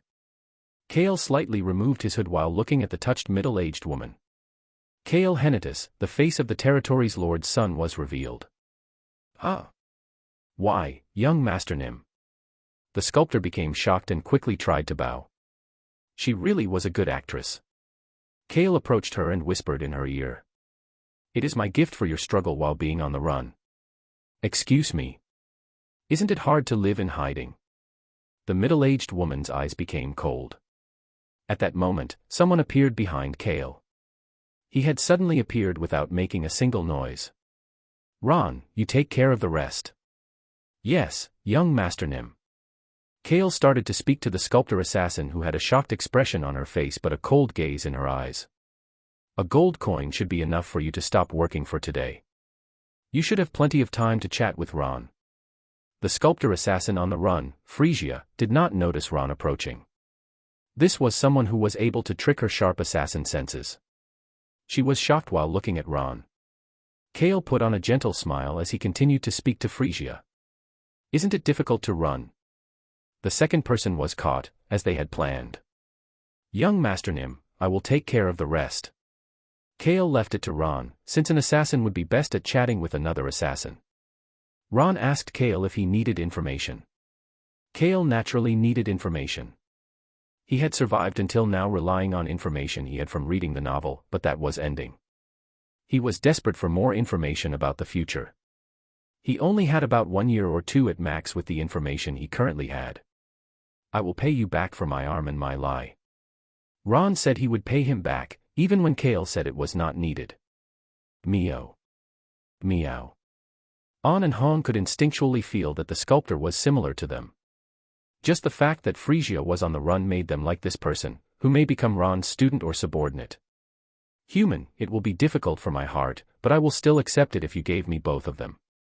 The sculptures that even An and Hong found disgusting were safely moved to Rayon's treasure chest, his other dimension. A few days later, Kale put his signature on a file on the last day of the festival. Frisia. Yes, young Master Nim. I am happy to sponsor such a promising sculptor like yourself. The gentle Frisia clasped her hands together with a modest and admiring expression.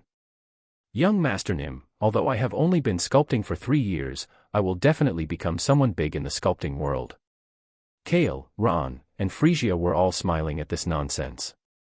Apparently she killed the chief. Why? Their assassin guild's rule was to only take assassination jobs between nobles. However, the new chief took on a job to kidnap a young child. She called him a crazy bastard and killed him for trying to do that job, before running away. Is she being chased by the guild? No. She also tried to kill the noble who commissioned the job. This sculptor was a bold one. Who is the noble? They belong to the Gashan family that oversees the southwest. He had hit the jackpot. If the southeast was touching the Whipper Kingdom, then southwest was next to the empire. This would be useful to him in the future. Frisia, I look forward to many sculptures in the future. Yes, sir. I will only bring sculptures that you will like. Ron knew that they were not really talking about sculptures. She said there are others on the run who used to follow her as well. Kale naturally responded for them to all gather here. Shouldn't he do it properly if he was going to make a camouflaged fighting brigade? Kale sent Frisia and Ron out before looking at the calendar in the study. His gaze was specifically looking at 3 weeks later. It'll come quickly.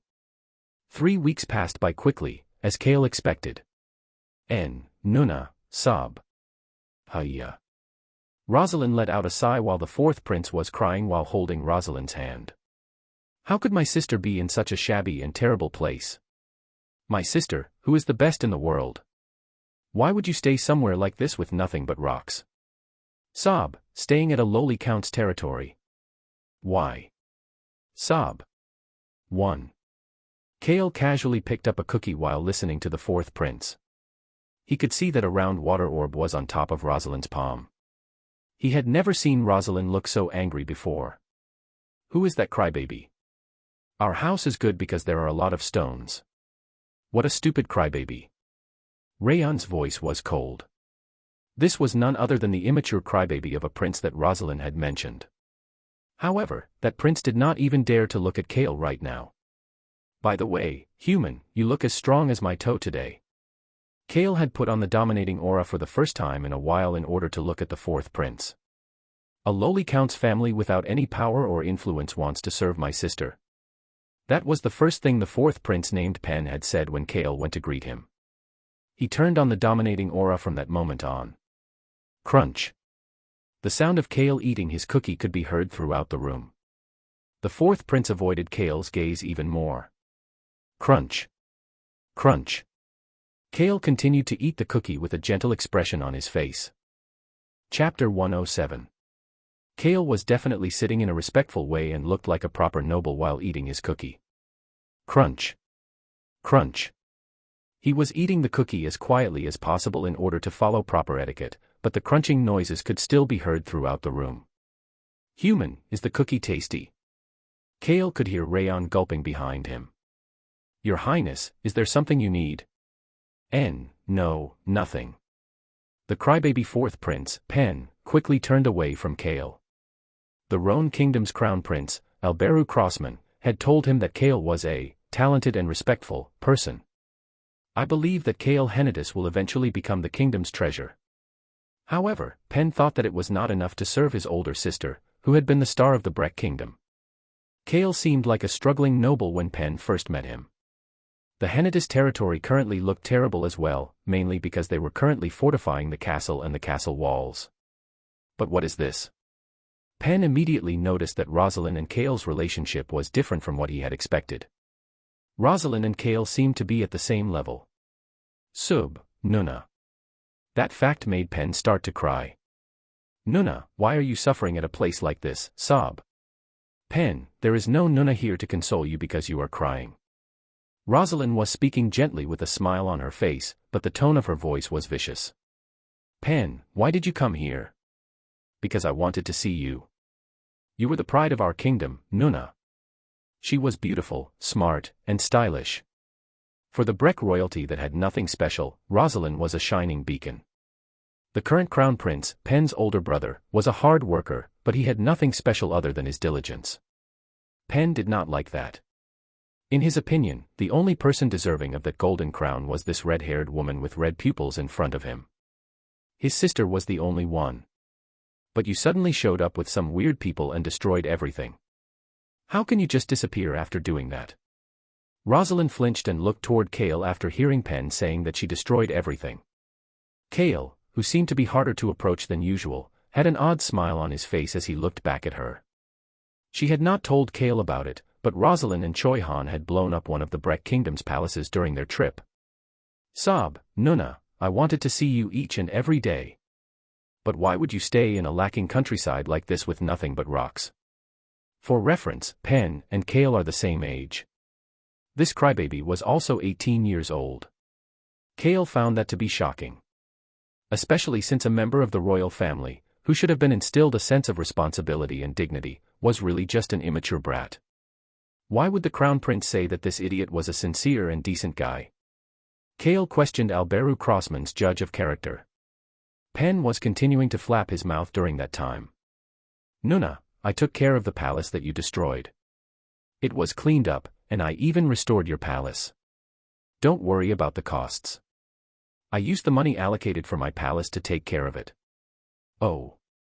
I guess he is a bit talented after all. Pen looked fine after he finally stopped crying. Nuna, there are still a lot of people waiting for you to return. This was the truth. There were many waiting for their shining star to return. You're telling me to take back the heir position that I do not even want. Are you trying to step on your older brother's dreams? Rosalind's expression became completely cold. Her younger brother, the current crown prince, did not want the position. While she was still the crown princess, he would always tell her that he wanted to help her make the Breck Kingdom a good kingdom. That pure personality was the reason she felt that he was more suitable to be the future king. That was why her father and mother had respected their decisions. No, that is not what I am trying to say. But Pen could not finish what he was saying. Kale watched him and started to think. He's just a kid. He was certain about his observation after listening to what Pen said next. The fourth prince and the youngest of the 6 children looked toward Rosalind and raised his voice again. Then what are you doing in this countryside village, Nuna? I thought your dream was to be a mage. Then shouldn't you at least aim to be an archmage? It doesn't make sense for a former princess to live in a tiny territory like this as their mage. It's not like you are the liege of a magic tower or anything. Are you satisfied with being a territory's mage? His sister had originally left saying she was going to go visit the Whipper Kingdom's magic tower.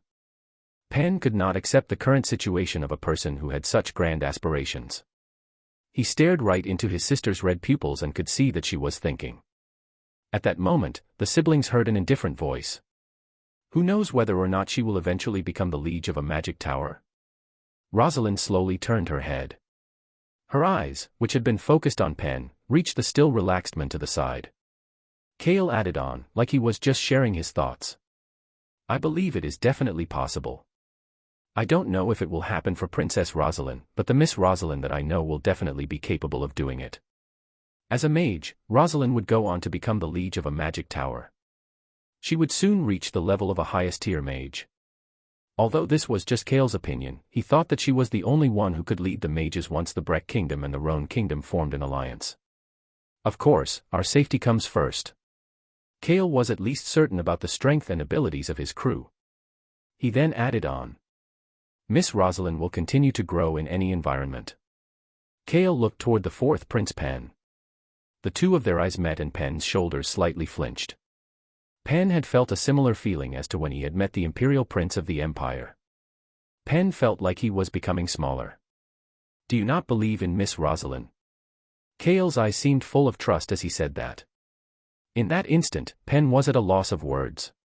Cale quietly observed this crybaby winner of a prince. You do believe in her, right? A gentle smile was on his face as he calmly asked the question. Of course I believe in my sister. This was the only answer Pen could give, since he was the one who believed in his sister more than anyone else. Cale started to smile. Cale definitely seemed respectful to him, but Pen still felt like he was beneath Cale. Pen started to frown and subconsciously clenched his fists and started to shout to get out of this pressure like fear. A lowly noble son like you dares to question me about my sister. Heck! Splash! Pen was drenched with water from above. The water ball that was in Rosalind's hand had exploded on top of Pen's head. Rosalind gently started to speak to her younger brother, who seemed to be lost at the sudden attack. Looks like we need to have a nice long conversation for the first time in a while. Pen, get up. Nuna, what did I do wrong for you to suddenly, ugh? Splash. An even stronger blast of water landed on Pen the moment he tried to turn around to look at Rosalind. Pen started to cough, as if water had gone down the wrong pipe. Compared to the tiny water ball that was in Rosalind's hand, Pen was completely drenched, like he had taken on a wave. I don't like him. That crybaby doesn't know how great our mage Rosalind is, and even dares to mock our house. He also looks down on you, weak human. Cale put on an awkward smile after hearing Rayon's voice in his head. I used very cold water for him to come to his senses. I did a good job. Rosalind looked toward Cale, who shrugged his shoulders. This second water bomb was much different compared to her small water ball. Pen thought his sister had done this as well and looked toward Rosalind as he coughed. Cough, ugh, Nuna. Why would you? Pen, shut up.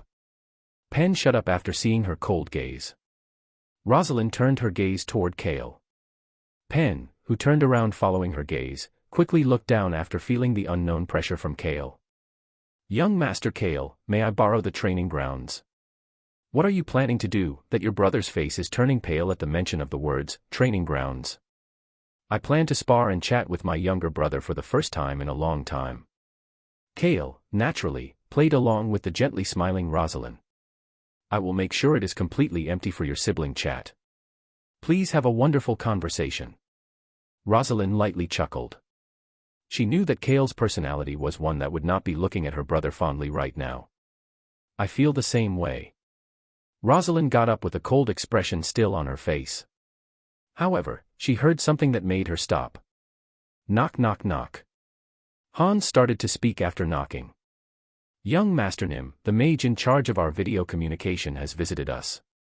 He says that His Highness the Crown Prince has contacted you. Cale and Rosalind made eye contact.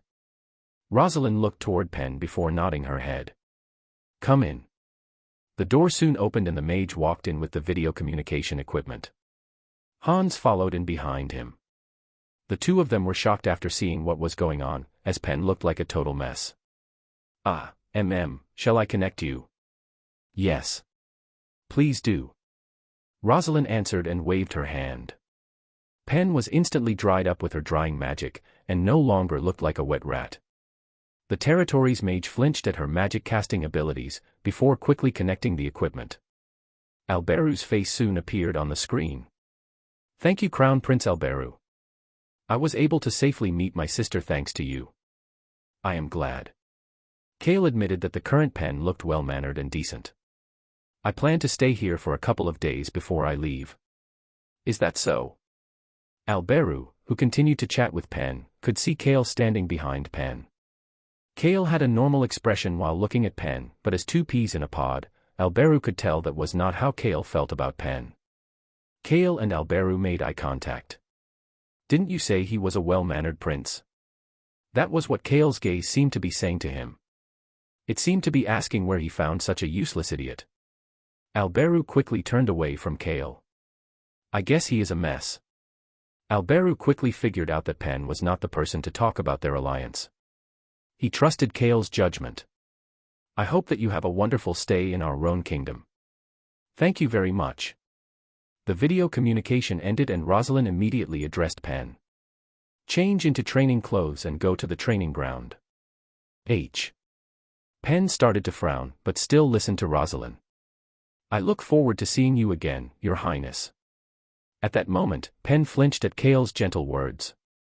Pen was aware of the fact that he was ill-mannered. Pen felt his back getting cold while looking at Kale, who was smiling at him. Since our territory only has rocks, the training ground's floor is made of rocks as well. We like it because it is very sturdy. Ha ha. Pen avoided Kale, who was happily smiling. Once he turned to the side, he could see his sister, who had a cold smile on her face. It was only then that Pen figured it out. They are similar. They traveled together because they were similar. Pen finally figured it out after seeing how Kale and Rosalind were smiling at him.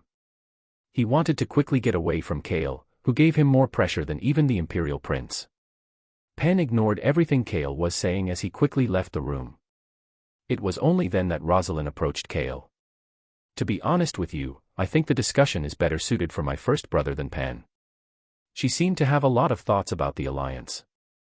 She would personally need to make a move to meet the Breck Kingdom's crown prince. However, she had left her home, saying she did not need her title as princess anymore. Rosalind could not help but worry. Would it be okay for her to go back to the kingdom? Miss Rosalind. Kale quickly realized what was going on in her mind. He wanted Rosalind to personally make a move. That would increase the chance of things remaining a secret and progressing well. Do you think that it is necessary to give up on other things that are precious to you in order to achieve your dream? Rosalind looked toward Kale. He seemed confident, as usual, but sometimes, that confidence made him seem difficult to talk to. It was difficult for her to handle Kale today. However, right now, as she had felt many times before, she could feel the warmth deep in his heart. You can go visit your family as a mage. Not as the princess but as a mage. Rosalind was relieved after hearing Kale's words. At that moment, Rayon became visible and appeared in front of her. He's right. You are pretty amazing as a mage. Everybody will say that you are amazing. Rosalind started to smile. I will go and come back. Of course. You have to come back home. Rosalind lightly smiled at Rayon's words before she looked toward Kale. Kale added on indifferently. It'll be even better if you bring souvenirs back with you. Rosalind couldn't help but laugh loudly after hearing, bring souvenirs back with you. She recalled what Choi Han had said to her in the past. I have a home, but I can no longer go there. However, I now have a new home. It is difficult to explain this feeling of no longer being forever alone. Rosalind felt like she now understood that feeling. A home with people who believed in her skills. Of course. I have to come back to our home with many souvenirs. Kale did not know that this was the first time she used the term, home. However, he was relieved that the alliance would probably be completed without a hitch. 1 week later, Rosalind left with a completely pale Pen and headed for the Breck Kingdom. Kale started to speak once they left. Let's go back. They would stay at Harris Village in the Forest of Darkness until next spring. Kale half-heartedly responded to Rayon's questions. Human, does it snow here in the winter? Probably. Then will there be a lot of flowers in the spring? Probably. As Kale had answered, Rayon would go on to see snow in the winter and flowers blooming in the spring. Time had gone by, and Kale had turned 19 years old. 1. Young Master Nim, it is time to wake up. Ron was trying to wake Kale up. Kale was curled up underneath the blanket, with even his head covered. On and Hong, who had grown up much more, were pressing down on him with their paws. Human, you have slept for 13 hours. Are you hibernating? You are not a bear. Spring is over, so you can stop sleeping. Rayon, who looked like he grew about 10 centimeters, urged Kale to get up. Kale, who was rolling around the bed, answered without opening his eyes. Time goes by so quickly. It was already late spring. It was time for him to head to Ten-Finger Mountain, the location of the final ancient power. Chapter 108. However, there were some things that he needed to confirm before leaving. It's not very comfortable. The necromancer Mary nodded her head and handed him a cushion.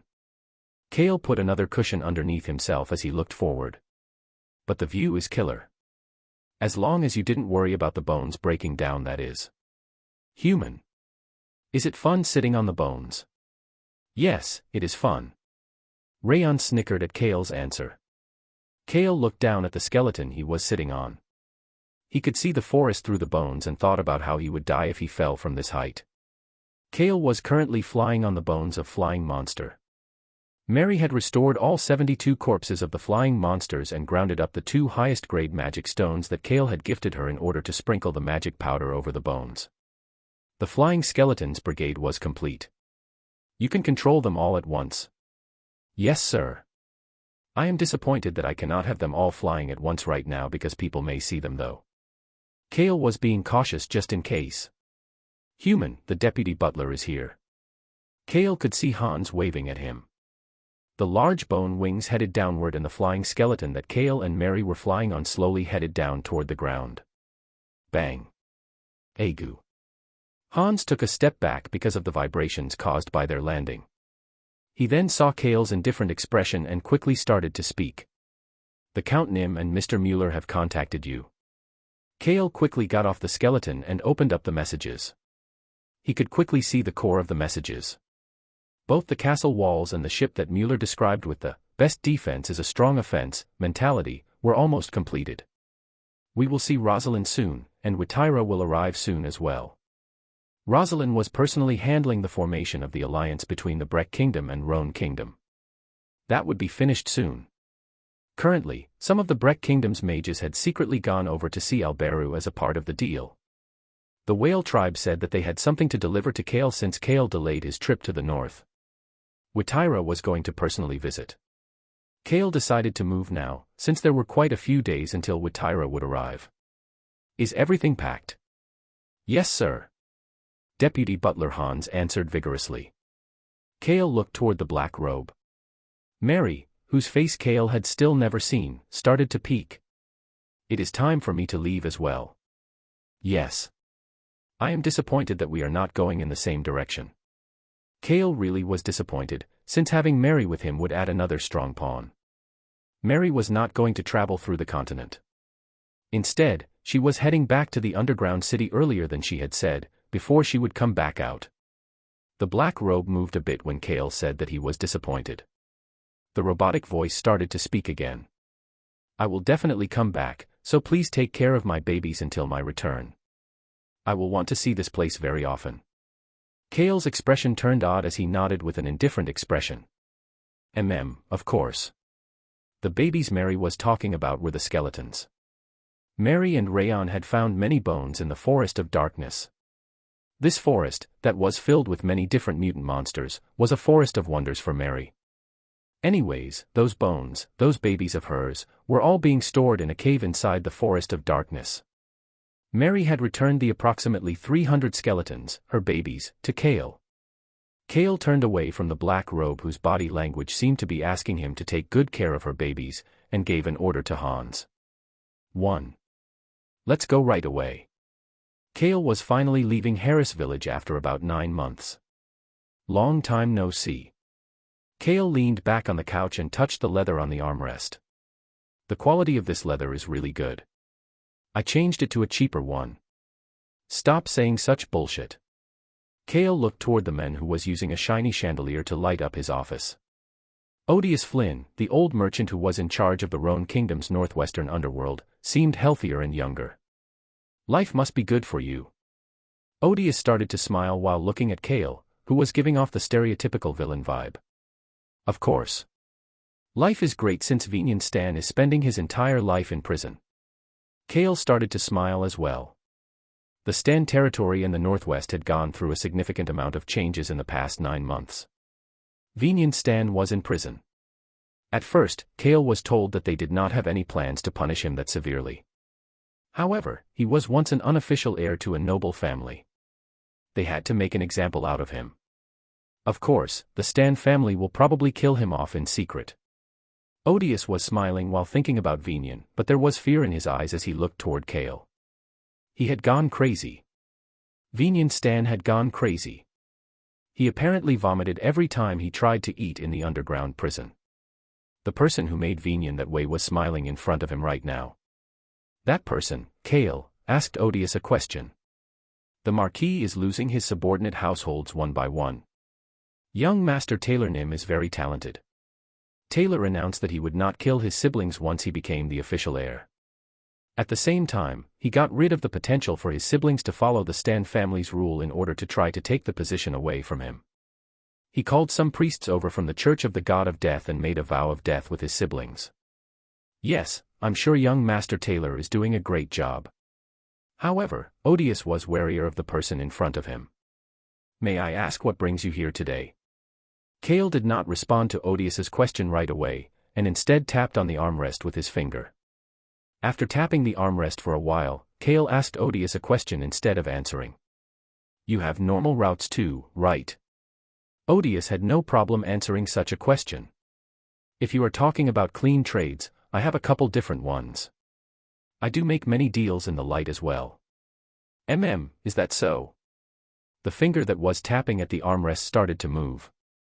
Kale took out a plaque from his pocket and placed it on the table. A golden plaque. It was a golden plaque with the Roan Kingdom's Crossman family crest on it. Odious had a shocked expression on his face, but Kale had not even stated his needs yet. Silver. Silver coins were each worth 10,000 gallons. It wasn't worth as much as a gold coin, which was worth 100,000 gallons. Bring me 200,000 silver coins. 200. Kale made it very clear for Odious, who asked back. 200,000. 200,000. Odious seemed to be oddly emphasizing the word, 100, but Kale just confidently nodded his head. Yes. 200,000. Prepare that for me. 200,000 silver coins were worth 2 billion gallons. Odious was not shocked at the value of these silver coins. Odious asked the question on his mind. It cannot be in gold. You want to bring me 200,000 gold coins? That's fine too. 200,000 gold coins would be worth 20 billion gallons. Odious wondered if he had heard correctly. The fact that Kale seemed completely relaxed made Odious think that he had heard correctly. Odious accepted the situation. It just needs to be 200,000 of something. It would be difficult to prepare 200,000 gold coins as the merchant in charge of the Northwest's underworld, but it was not impossible. However, Odious's gaze moved toward the gold plaque. He could see Kale opening the lid of the plaque in order to show the signature inside. It would be better to get caught by the Crown Prince with 2 billion than 200 billion. But 200,000 coins will be very heavy. That is not a problem. Just what are you planning to do with it? In the end, Odious could not hide his curiosity and asked. He wanted to know what Kale was going to do with 200,000 silver coins. The smile on Kale's face became brighter. His skin was very good after eating and relaxing for 9 months. You want to know? Odious quickly waved his hand in front of him. It was better to not know what the man in front of him was thinking. Not at all. It was just a reaction. I do not need to know. Okay. Prepare it in the next hour. You can do it, right? Oh, 1 hour, just what, never mind. I will get it ready. Kale could see that Odious was still curious, as his eyes seemed to be asking him a question. What are you going to do with 200,000 silver coins? What was Kale planning to do? He was going to create a path made of silver coins. 1 hour later, Kale was at Odious's underground warehouse. Odious was not here, and so it was just Kale. He pointed toward the 200,000 silver coins located inside. Rayon, store it all. All right, human. Rayon gathered all of the silver coins into his alternate dimension. Kale handed 5 silver coins to Rayon, who instantly put the 200,000 silver coins away and was looking at him. Human, you are giving me some too. Yes. We need to share good things. Rayon started to smile. Rayon took out a piggy bank from his alternate dimension. Human, put it in here. Clang, clang. The 5 silver coins went into the piggy bank. Rayon was collecting the money he received as his allowance. Rayon seemed to be happy to receive money other than his usual allowance of 10 silver for the first time. Kale verified that Rayon turned invisible before opening the door to the basement. Oh. Odious looked at the empty warehouse and expressed his shock.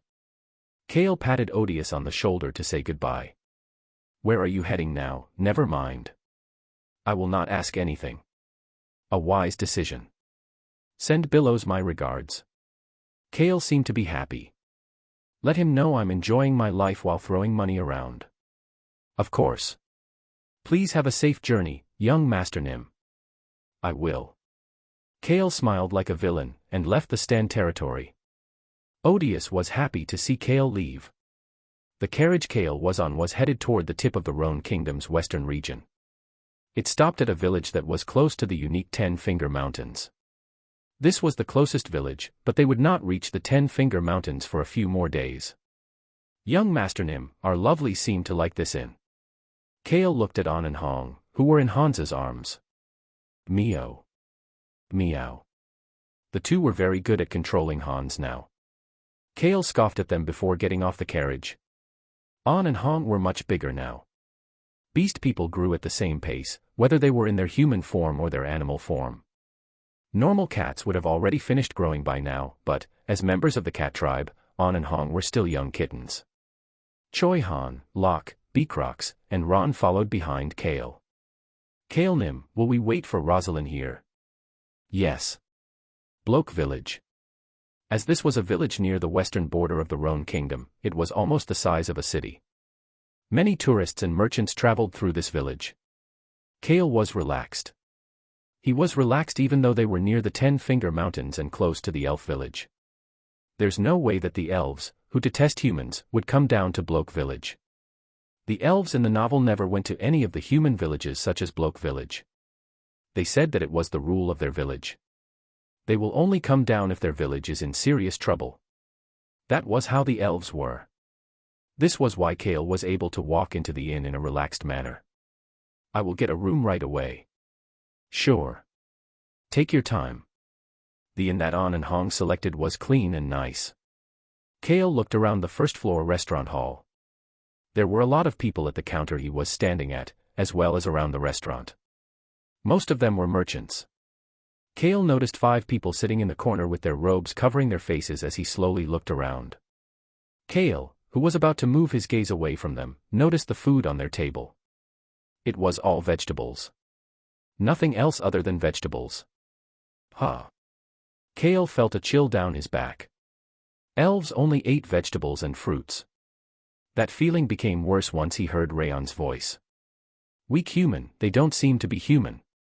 Did the elf village face some serious trouble? That was what was going through Kale's mind.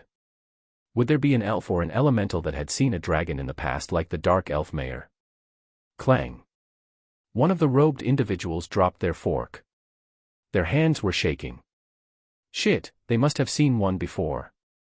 Kale quickly whispered in a quiet voice so that the 5 elves in the corner could not hear. Rayon, fly around the restaurant without stopping. And don't appear. I do not know you. Sure, got it. I will do as you want, human. Kale closed his eyes. Rayon will fly around in circles inside the restaurant while remaining invisible. Bang. He opened his eyes after hearing a loud noise. The robed individual, whom Kale expected was an elf, jumped up and started to look around. Kale accepted that he had let his guard down. After resting for 9 months, he had let his guard down. Kale looked away from the 5 robed individuals. There were many people coming into the inn as well as already in the inn. This was beneficial for him. I do not know anything. The first thing to do was to play dumb. Chapter 109. Kale looked around while acting like a random passerby. What is going on? One of the other robed individuals got up to ask the robed individual that jumped up and made the chair fall down. Let me go. The original robed individual raised his voice. His voice echoed through the restaurant, and Kale thought he could see the anxiety on the individual's face through the robe. Kale looked up at the ceiling. Human, I am spinning in circles. It sounded like Rayon was going around the ceiling in circles. Kale lowered his gaze and looked around the restaurant. The dainty white hands of the individual Kale assumed to be an elf were shaking. My goodness. The individual who had probably met a dragon in the past slowly started to walk. The face that was hidden underneath the robe's hood was looking around left and right. Pow. Pow. The middle-aged elf ran into other people as he walked. What the hell? The elf ignored everything. No, it was more like he could not say anything because he was in shock. The other robed individual apologized to everyone as he chased after the first elf. Kale was nervous. Don't come over here. Kale used his peripheral vision to observe the elf. At the same time, Kale tapped Hans on the shoulder. He didn't know what Hans was talking to the innkeeper about, but the tap was his way of telling Hans to hurry it up. Human, how long do I have to spin in circles? I will keep on doing it. Rayon sounded excited. He seemed to be enjoying flying in circles. Kale ignored the now 5-year-old's excitement. The Dark Elves are related to the Crown Prince and we are the only ones who know about their existence, so it was difficult to feign ignorance toward them. But he needed to deny it as much as possible in this situation. The novel, The Birth of a Hero, described in a single line about how much the elves revered the dragons. Nothing else needed to be said. Dark Elves were probably 3 times better than regular elves when it came to dealing with dragons. A single flutter of Rayon's wings could make the elves fall over with joy. What a terrible thought. But Kale's expression slowly became stiffer. Why is he coming this way? Rayon isn't even here. Kale's heart started to beat quickly. At that moment, a welcomed voice reached Kale's ear. Young Master Nim. Hans could see a bright smile on Kale's face as he called out to him. Yes. Hans. Hans had never seen Kale looking so happy to see him. He had a bitter taste in his mouth about it, but still proceeded with what he needed to say. The good rooms are only on the 3rd floor and higher, is that Oka -. Very good. Kale's tone made it very clear that he wanted to quickly head to that room. Hans quickly turned back to talk to the innkeeper after receiving the message from Kale to make it happen quickly. Then would you like all of the special rooms on the 3rd floor? Kale could now run away and disappear to the 3rd floor as soon as Hans answered the innkeeper's question. Young Master Nim, where are you going? The 3rd floor. Kale was already walking toward the stairs to the 3rd floor. Choi Han followed behind him with an odd expression on his face. He thought Kale must be really tired, as he had a stiff expression. Human, where are you going without me? You look pale. Are you sick? Should I come over? No, don't come. Please don't come. Kale cautiously shook his head before taking a step up the staircase. It was at that moment. He heard something from right behind him. Ah, hey mister, are you drunk? Why do you keep bumping into people? I'm truly sorry. He is usually not like this. Yes, it was from right behind him. Kale heard something bumping behind him at the same time as the discussion. Kale clenched onto the rail of the staircase. Why is he coming to me when he has an elemental? Kale found this to be odd. The elemental should have recognized the spinning Rayon, so why was the elf headed toward him? Did Rayon's scent get on him because Rayon always stuck to him? Kale quickly took another step. Excuse me dash dot. Kale could feel goosebumps on his back as the voice started to speak right behind him. Should he turn around? The thought going through his mind was one of their being surrounded by the elves praising Rayon while he could do nothing but crouch there in disbelief. Something happened while he continued to worry about it. Who are you? What do you want? Choi Han and Ron got in between the robed individual and Kale. Kale started to smile. Right. I had these guys. Kale slowly turned around. He could see the elf being blocked by Choi Han and Ron underneath the staircase. He couldn't see the unique ears of the elves, but he could see the elf's eyes underneath the slightly lifted hood. Kale looked down into those eyes and started to speak. What do you want? The elf flinched as the other elf chasing behind him grabbed his arm. Jussi. Why are you acting like this? 1. Kale caught a glimpse of the face of the elf in the back. What the? It wasn't because the elf was extremely handsome to the point everybody else would look like pumpkins. It was because he had a Z-shaped scar by his eyes. Why is he here? It was the healer, Pendrick. He was known to be the most handsome of all elves. Kale already wanted to go home. His mind was a complicated mess. Which elf would Pendrick call an Jussi but still travel with? It was hard to use facial features because the novel said that all elves were handsome. He would know the chief and Pendrick because they were both described in detail, but the rest of the elves could not be distinguished this way. The elf who stopped Kale did not budge at Pendrick's actuals and became chaotic as he looked toward Kale. The dash dot. The elf started to speak in a shaking voice. Do you believe in mana? Kale thought the elf was asking if he was religious. Kale started to laugh out of nervousness. The middle-aged elf flinched after seeing Kale's smirk. This relaxed demeanor and those cruel eyes that looked down on anything other than himself. It was the same as the great gaze of a dragon. The feeling of a dragon that is floating around in the air. There was no way a dragon would be spinning around in circles like this. The elf was certain that Kale was using his aura and spinning it in a circle to play around with the life forms in the restaurant. It was something a dragon would do. If that was the case, then there was only one person that the dragon could be. That person has the strongest scent of nature on him. There were many strong individuals in this restaurant. However, the scent of nature was different than strength. The middle-aged elf's hand started to shake. Elves were the closest to nature after dragons. That was why they were much more sensitive to mana than the dark elves. There is a scent of wind, wood, and water. A human cannot possess all of these scents at once. The middle-aged elf started to think. There was no way a human could find multiple ancient powers of different attributes. Humans would be lucky if they managed to find one in their entire life. There was only one existence that gave off such a strong scent of nature. He had to be a dragon. But he did not dare to say that out loud. Only if my elemental was with me right now. If he had his elemental that he had left back in the village, he would be able to know for sure. The middle-aged elf lamented this fact, but he could not call his elemental over. It was currently hard at work at the village in his place.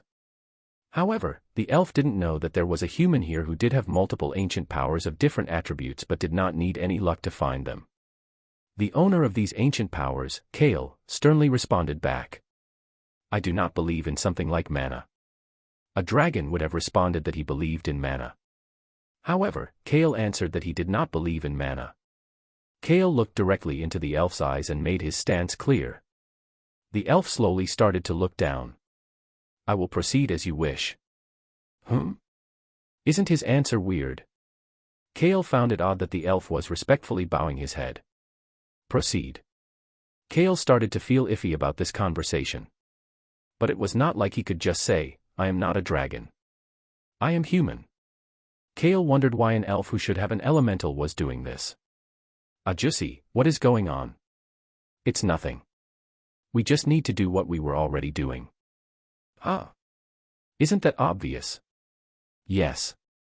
Kale looked at the middle-aged elf chatting with Pendrick and started to smile. The middle-aged elf was indeed handsome. The elf looked back toward Kale as he continued to speak. We just need to quietly go about our business. Why are you saying that while looking at me? Kale was nervous and started to frown. That made the elf flinch before he bowed 90 degrees. I apologize for disturbing you.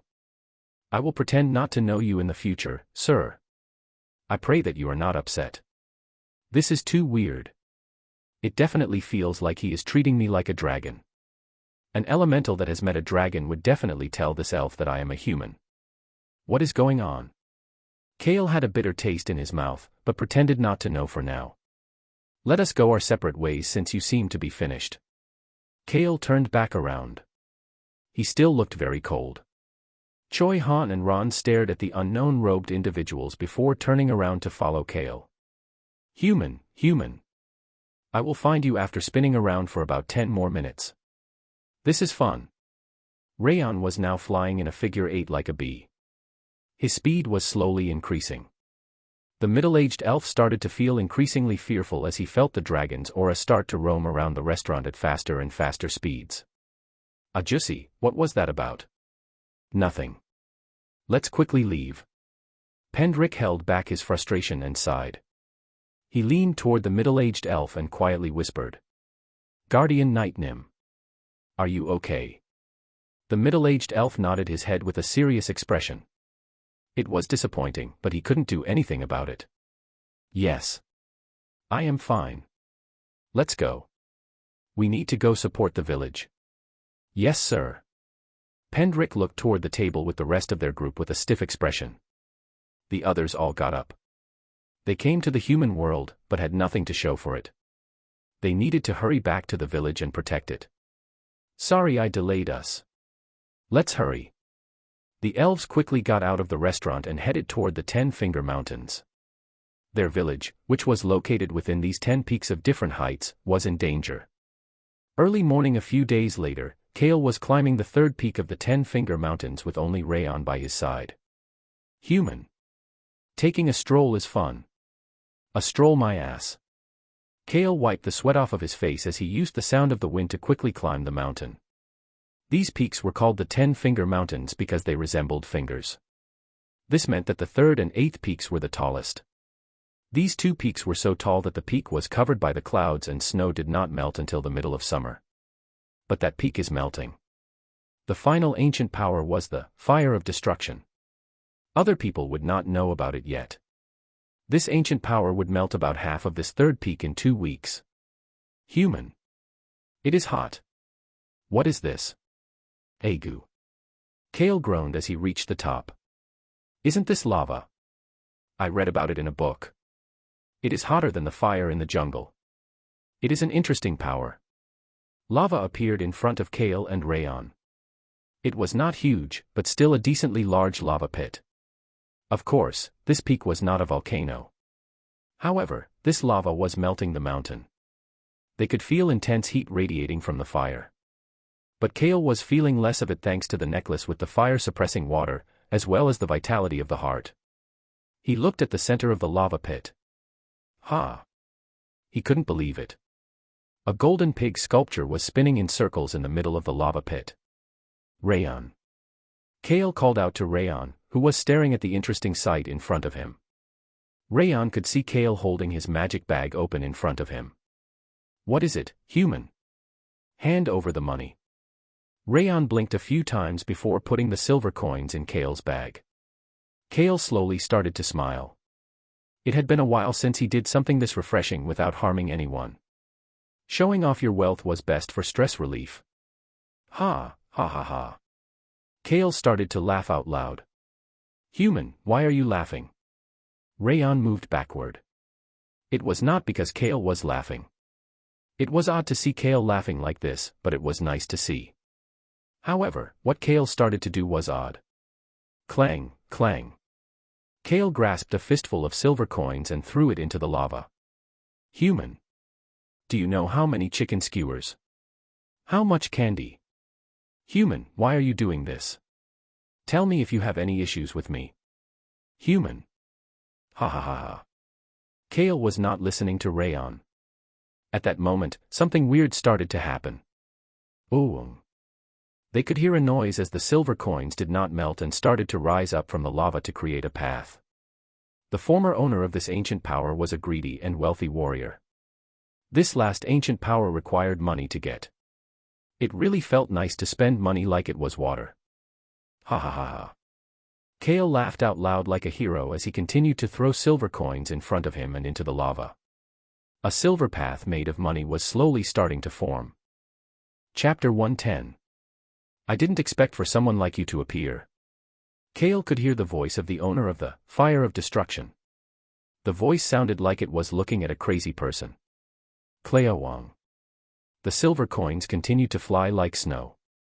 Ah, this is bliss. It was even better since it was someone else's money. He would never get a chance like this again. Yes, let's throw it all. Silver coins continued to fly as Kale grabbed handfuls and threw them toward the golden pig sculpture. This can't be. I don't know how to feel. I shouldn't feel this way.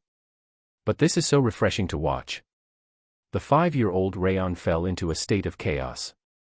Kale didn't care as he watched the silver coins float up to create a path for him. The Fire of Destruction really couldn't be called lava or fire.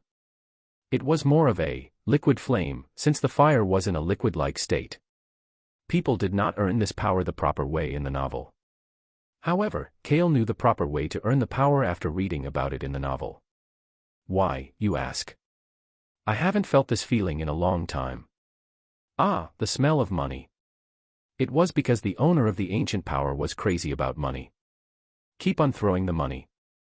I haven't seen anybody other than my crazy friend waste silver coins like this. Mew ha ha ha ha. Ha ha ha. Both Kale and the owner of the ancient power were laughing. Silver coins continued to fly into the lava as they laughed. Rayon took his piggy bank out of his alternate dimension and held it close. He looked back and forth between Kale and his piggy bank with a serious expression. What are you looking at? Kale looked odd as he suddenly stopped laughing and stoically stood there. A path of silver coins was shining on top of the boiling lava. That silver light meshed well with the red-haired Kale. Weak human. What? Let me know if you don't have enough. I am willing to give you my piggy bank. 1. Kale snorted. Kale would never steal money from children. He didn't enjoy snot-filled money. Money. Let me smell more of the scent of money. Furthermore, he had 200,000 of these silver coins, courtesy of the Crown Prince. Here. Kale looked like a very benevolent person right now. The warrior who was the former owner of the Fire of Destruction was said to be very greedy for money. He didn't want power or fame. Living in poverty during his childhood made him want money above all else. 2. I wanted to be able to throw money away like trash like this too. But those damn bastards stole it all. My money, as well as my friend's money. Those sons of bitches. You cruel bastards that treated us like slaves. The golden pig started to swear profusely. Kale did not pay any attention to it as he started to walk toward the golden pig. Ha, so annoying. Kale was now taking out entire bags of money and just pouring it in front of him as he walked. Why, you wonderful human being. The voice of the former owner was shaking. Kale started to smile. The golden pig sculpture was shining even brighter now. Sizzle. A red vapor started to rise from the lava. Rayon flew up higher in order to avoid the vapor. It was vapor that had fire inside of it. Pat. The indestructible shield and its wings covered Kale's body. This is no better than manual labor. Kale was getting tired of this repetitive procedure. Even throwing money around got boring after a while. Kale clicked his tongue and started to pour the money even faster. He was able to soon arrive in front of the golden pig sculpture in the middle of the lava pit, as the pit was not very wide. The voice started to speak again once Kale was in front of the sculpture. I approve of you. You have the right attitude to gain this power. If it is someone like you who is willing to throw money away like this, you will be able to overcome every obstacle in your way. The owner of the ancient power had approved of him and was telling Kale to grab the pig sculpture. However, the owner of the ancient power could only speak in disbelief after seeing Kale's next actions. Cleang. Kale took out even more silver coins. So many. He was still far away from using all 200,000 silver coins. My goodness. I've never seen such a crazy person before. You must be an angel. The owner of the ancient power could not hide his admiration. The pig sculpture started to vibrate even stronger the more the owner shouted with joy. Oh! The entire peak started to shake. Seeisel. Seeitherizel. More of the red vapor started to rise into the air and headed toward the pig sculpture. Kale did not care about any of this, as he continued to pour out all 200,000 silver coins with indifference. The owner of the ancient power was now at a loss for words. Kale straightened his back after finally pouring out all of the silver coins. He was sweating.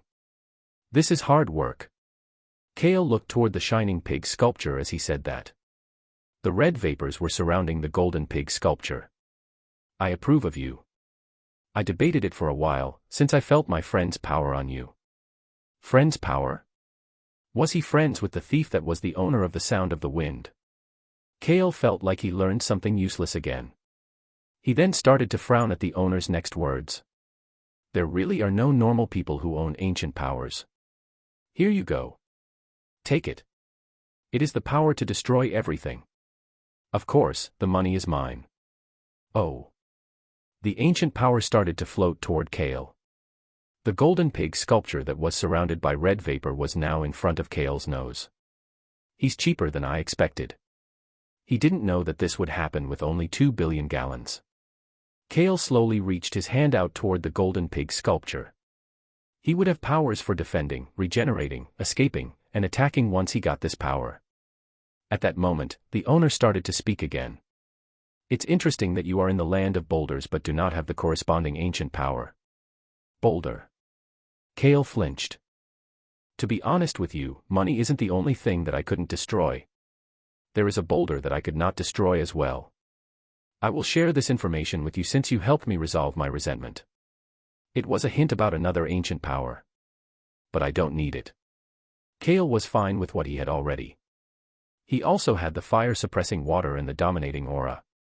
There were probably no other human beings who had so many ancient powers. The king of rocks, the giant cobblestone that is known as the super rock, is in the land of boulders. 3. Kale's expression did not seem to be good as he heard about the land of boulders, the Roan kingdom. Why did it have to be a giant cobblestone? Kale had a bad feeling about this. Kale did not respond to the ancient power who did not say anything else, and just touched the golden pig sculpture. Seazel. Kale's hand touched the vapor, but he did not get hurt. Oh. The tips of his fingers touched the pig sculpture. A mix of gold and red light rushed toward Kale. Use it to melt anything in your way. You will survive through the pain. The voice of the ancient power's owner slowly disappeared. Kale lifted up his shirt to see that there was now a rose gold thunderbolt on the silver shield on his chest. Kale was relieved. It's not a pig. The pig sculpture earlier was cute, but he didn't want such a tattoo. Kale reached his hand out. Ooh. Rayon was amazed at what was happening. Seeisel. A loud sizzle noise appeared as the silver coins disappeared into silver vapor. At the same time, the red lava sizzled and formed into an orb in front of Kale's hand. Kale clenched his hand into a fist, as if he was trying to grab the orb. Pot. The lava orb disappeared with a quiet noise. Only a wide pit was left on top of the third peak. Human, is that power from earlier years now? I guess so. You are as strong as half of my pinky toe now. You are now a very extremely tiny amount stronger. Kale smiled after receiving Rayon's approval. A cool breeze swept past him. Now that the heat from the lava was gone, the top of this peak was returning to being cold. At that moment, Rayon approached him with his piggy bank still in his paws. But human. What? I waited to tell you this because you seem to be focusing. Rayon was smiling widely. Kale suddenly felt an ominous feeling. Why was Rayon being like this? Rayon casually added on. The magic spearman is nearby. Who? Kale temporarily forgot who it was. He just arrived recently. I can sense his location. Ah.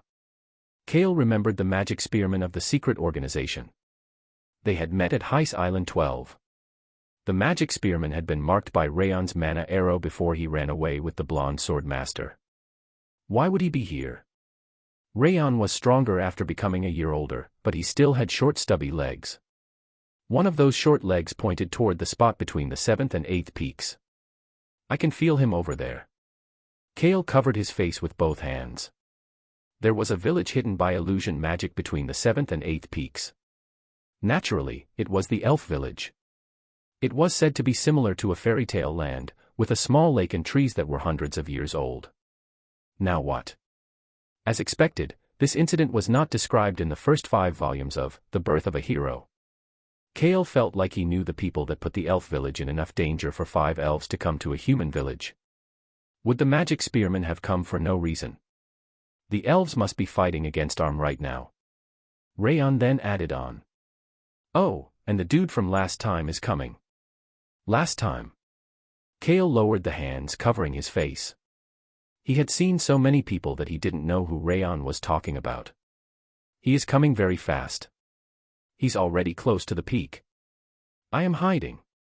Kale wished Rayon would tell him things like this faster. Rayon was staying quiet in order to not interrupt Kale while he was getting an ancient power, but this was more important to Kale. He had a bad feeling he knew who it was now. It always happened like this. Rustle. Kale could hear the sound of someone approaching. H-A-A-A-A-A-A-A. He couldn't help but sigh as he slowly turned around. Kale was standing in the middle of the pit as he looked up at the individual that arrived. I remember there was Dash. The visitor looked around in shock. He had seen lava here a few days ago. This extra issue was annoying while they were dealing with a major headache, but he had seen some hope within that power. The man who was looking around made eye contact with Kale. Kale's red hair made it seem like the lava had disappeared and turned into a person. Why, you are Dash. The visitor, Pendrick the healer, remembered the red-haired man in front of him. He was the person the Guardian Knight had stopped in the restaurant. Who is that man? Why did you stop him? I am not certain either. It is better for us to not know that, Senior. It was the first time that the Guardian Knight had said something like that about a human. Pendrick stopped talking after seeing the indifference in the man's face. In contrast, the man who was standing tall in the middle of the pit started to speak. It was a cold voice. Who are you? Do you know me? Kale was feigning ignorance more than ever.